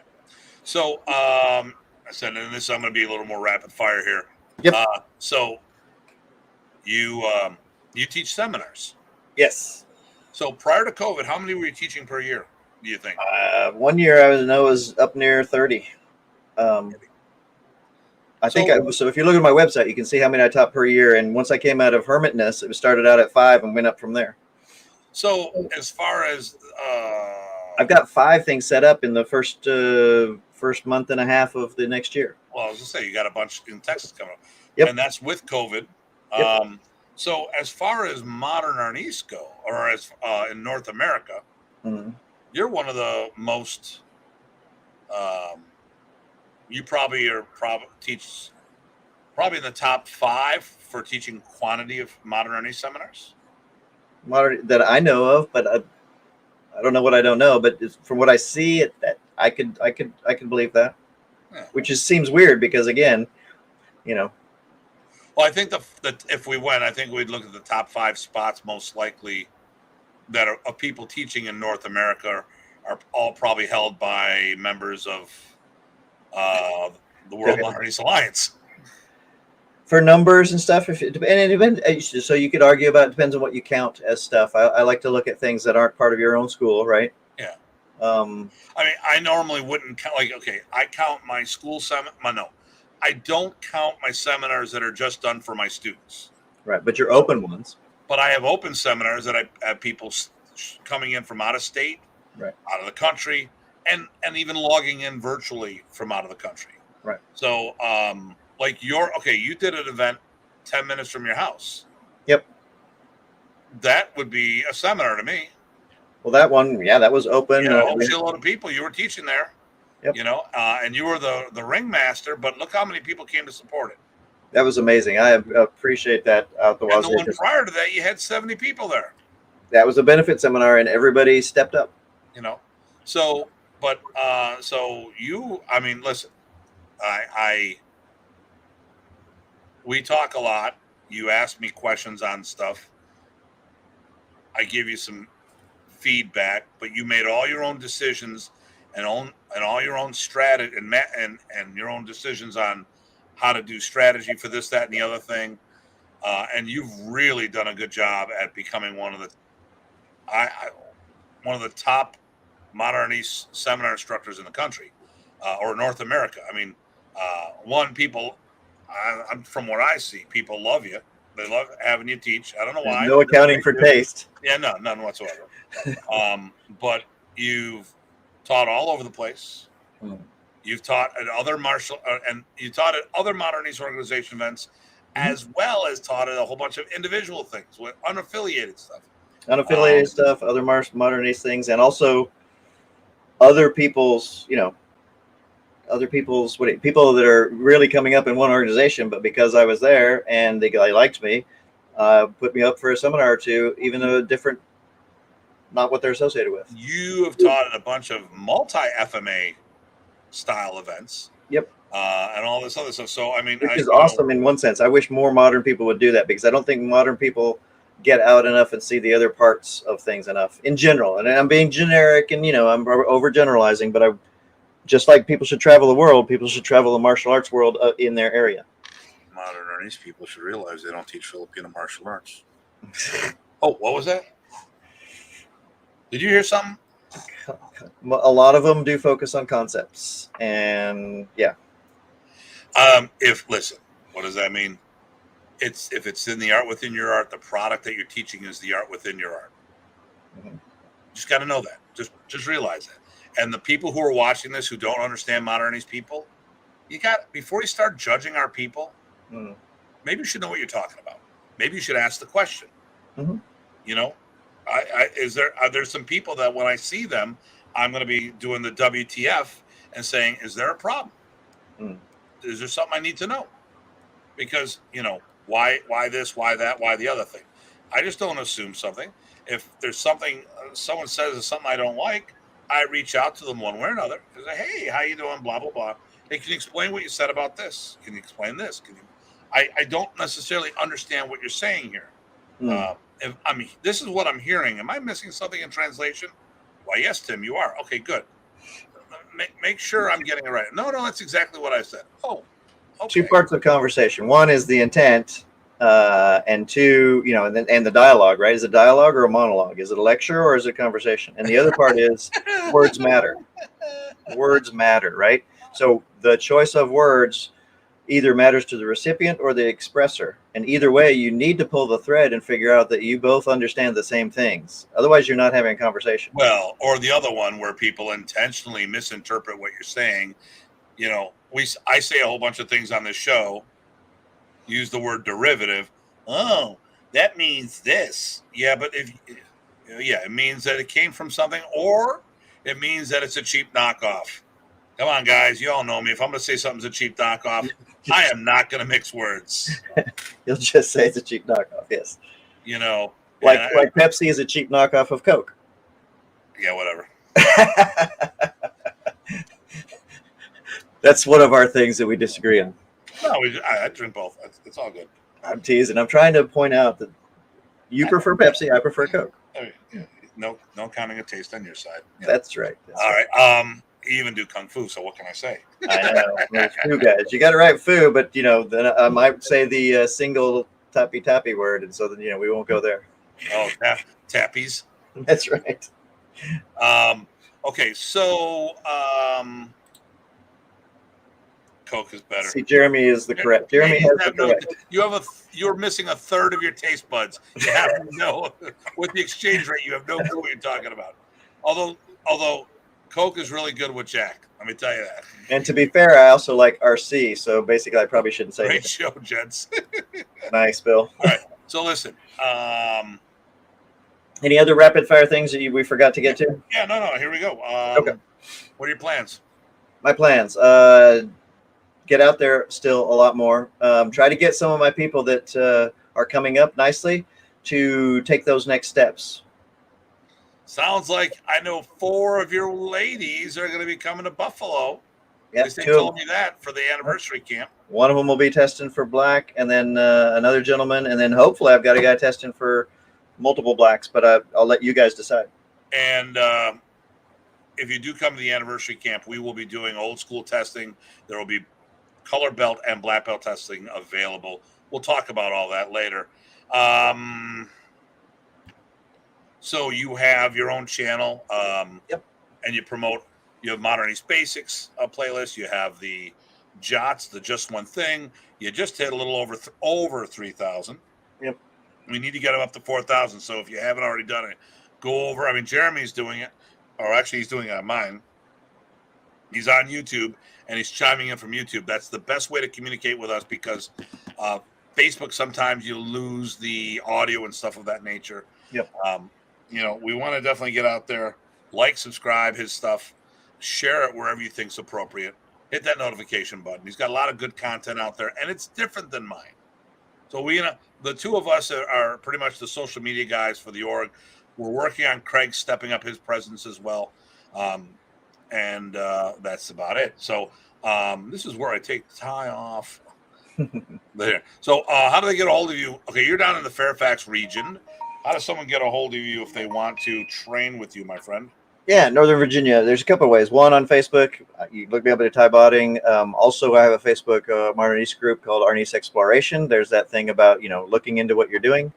I'm on Instagram. I don't check it a whole lot, but you can catch out some stuff there. Email botting@gmail.com. Couldn't be simpler. Or if you like the Kung Fu tip, do Thai or basically anything that's not already taken at kungfu.cc. That's my website. So the website is kungfu, one word, .cc. And then for Arnis, it's /Arnis, and that'll get you there. Or what you're going to do is you're going to look on this on my YouTube channel. Yeah. And at the bottom, there are your sites, your Instagram, and your Twitter is all listed there. Oh, yeah. Twitter, yes. People want to buy my Twitter because my last name Botting sounds like bots. So they want to buy my Twitter all the time to use my. Is it a good price? No. Okay, well, screw them. Exactly. All right. So, second last show of the season, brother. How do you feel about that? I feel pretty good. You said what the other day? It was it 20 shows? I think I may have mislabeled. Okay. I think I found one show. I got to look. I may have had one show missing, MIA. So it's either today is the 20th or the 21st show. What's going to happen is next month, January, Mm-hmm. I'll start labeling them S2E1. That's if we're not kicked off of YouTube for the content. Nah. So what we'll do is we'll like everything else, season 1, episode 1, or season 2, episode 1, season 2, episode 2, blah blah blah blah blah.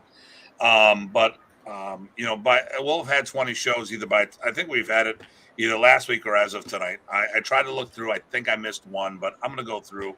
And I may not have listed them properly because of Bobby's didn't show up in the list that I was looking at. Oh, okay. But we had some good interviews, and as long as Really people keep watching, we'll keep doing this, I think. So in the new year, we're planning on doing a social media one. We're having all the leaders like it's confirmed. We talked to the last one the other day. I got Dean Franco. Yep. I got Paulo Rubio. That guy. I got Jesse and his partner from FMA Pulse. Nice. I got June and Paul from the June and Paul show. Good. And they've all agreed to play nice. And it doesn't matter because I can mute all of them. Wait, did we? I didn't agree to play nice. Well, they agreed to play nice. Oh, okay. All right. So they got to put up with our nonsense. So, because, all I got to say is, where are they? We saw them at Bobby's. There was a throwdown. I don't see them here. That was fun. It was good catching up with them. But, and there's been some issues between them, and I think it's all going to be out the window and gone. It's just They've had the conversation. They've had the conversation. So, we got that. I've got more people. We're going to have, Ryan Monolopoulos, Mr. Movie Star. We're going to have him on board. We've got Craig Mason, a modern Arnese dog brother. Go figure that one out. How many of those do you find? He's candidate dog, working on his full dog. COVID slowed that down. But he's actually doing a lot of progressive things in sparring with modern Arnese in full contact fighting. Mm-hmm. We're going to do a sparring episode. We're going to do a big one, modern Arnese versus combatant, and it's not one against the other. We're doing a comparative of the two. Compare and contrast. Yes.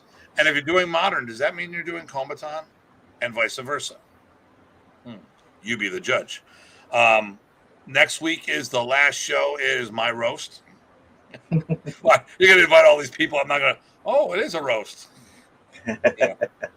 And it really depends. We need some good questions. So send those. I will reach out to a couple of people I know of. But yes. Yeah. I can't think of anything else. And, we're going to limit your responses to like 2 or 3 minutes, though. Yeah, okay. Hey, listen, you can just say, Tim, shut up. Could try to say that, yeah. You can have a timer. You have the controls, though. But you can have a timer. There you go. Put it up to the screen. Hey, Tim. Nice.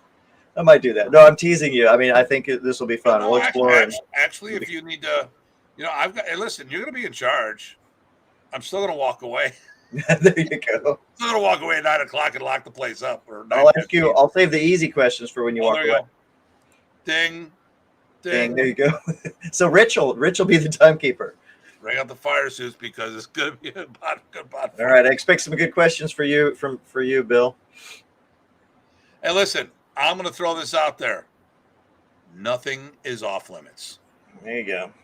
So, listen, any of you guys out there, I will be more than happy to honestly answer questions. Remember, it's going to be my opinion on things based on what I saw and what I did. And, all of our truths in this are based on our life experiences and the information that we have. There may be information that we don't have. And sometimes we use some shorthand because this format limits the response. You can't get you can't write a dissertation in this response. No, we talked about it at the one camp where at one time someone was blaming Jeff Delaney for Remy's money disappearing, which was ridiculous because Jeff had plenty of money of his own. Yep. And we found, and when certain evidence came out, we shared it at our camp to clear the air and say, listen, and then because we have had people that were part of that group that attended our event, and we don't talk about these things. Like if there's so let's say, I don't know. Let's just say someone we had a problem with, in or out of the yard. It doesn't matter. Okay, Jack Latour is a good friend of mine, really good friend. Let's say I had a problem with Jack Latour, and there's some political bullshit going on. I would not talk about it at camp. And if someone brought this up, well, what if I go, listen, Jack and I don't see eye to eye. He's a great instructor. If you get a chance to see him, go see him. But we just don't work together. I could honestly say that being at your camps since I started going to them, you've said that about almost everyone I can think of that has problems with you at the camps. Long ass list. But in modern Arnese, I think I can Well, honestly say there's that. not a long list anymore because not many people left. So, and that's what some people don't realize. But I can testify to that, and I have no reason to lie. Yeah, because I won't send them a check. I'm too damn cheap. That's right. But yeah, listen. You guys got a question on anything? Anything will be fair game, and we'll be going from there. I'm actually,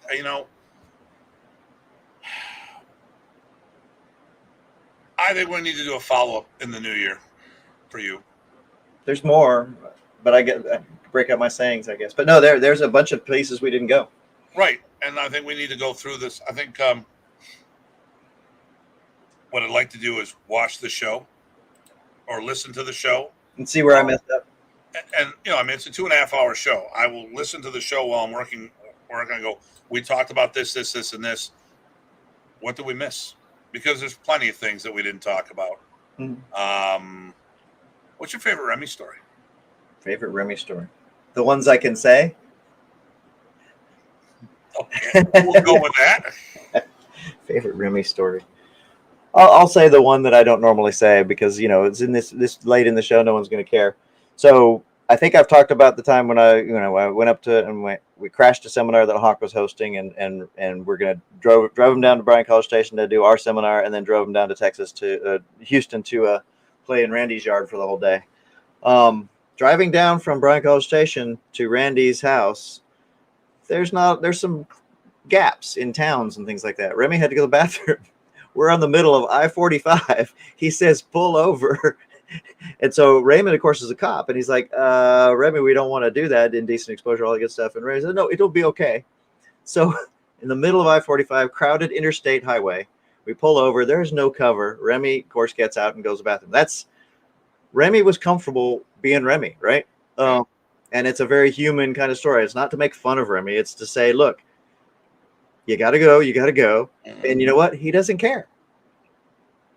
He is okay with stuff. It's not a favorite story, but is one I don't normally talk about. So that was fun. That was Remy being a human, and I appreciated that. A human. And that's why it's one of my stories I have share of him. Yeah, because you got to see a different. I want you to ask me about Remy next week because there's something I want to say, but I don't want to take anyone else's time up. Sure. So listen, we're going to do a part 2 to this, but we'll have a few other episodes between now and then. And I'm assuming we'll have to have a part 2 of my roast. For a better term. People got to get their last licks in. But the only other thing too is, hey, we're always interviewing people. What else have you been doing? What projects do you have coming up? And we're going to talk about this. And for the new season, we're going to be listing seminars on a more regular basis so people can be aware of what's going on. Mm-hmm. All right. This is where I normally would go. I don't know, something like this, and remove my guest, but I'm not going to do that. Get 2 last comments before we go. Bill says cut out his comments. Cut out his comments and Dr. Botting's publication. You can do a pub search and find my publications, at least the ones that are publishable. That gets into my work, so only go so far. Yeah. All right, so I got nothing else. As usual, like, subscribe, hit that notification button, share where you feel is appropriate. Check our sponsors out, Vulpus Training Blades, the Modern East University, and our feature event for 2022, the Modern Arnis 65th anniversary. Yep. I have a whole bunch of people here for that. And I'm going to do this. This is my new symbol, 65. Yeah. And one of the things we're trying to do, promote 65 levels or 65 black belts to help regenerate of good stuff. Not we're just promoting people. But we want to, with the 65th anniversary, we want to do 65 levels. So if that's 10 first degrees, there's 10 levels there. 10 second degrees, that makes another 20 levels, whatever. How about 165th degree? A 165th degree. I'll have to work on that belt. That's going to be a rough belt. I have to do Roman numerals. There you go. So it'll be real easy. There, yeah, easy. I'm just seeing who's paying attention. That'll be LXV, right? L is 50, X is 10, V. Look at that. Boom. Very good. Not too bad. I haven't been hit that many times in the head. Not 65 times? No. Oh, maybe that could be the 65th anniversary. We'll pass on that. All right. Well, listen, everybody, as always, please stay safe and stay sane. This is Dr. Tim. And PG Ty. Take care, everyone. Thanks for listening. Oh, the Baskin Robbins belt. Okay. Nice. 65th Don. Nice. Okay. And on that note, it is time to close our show.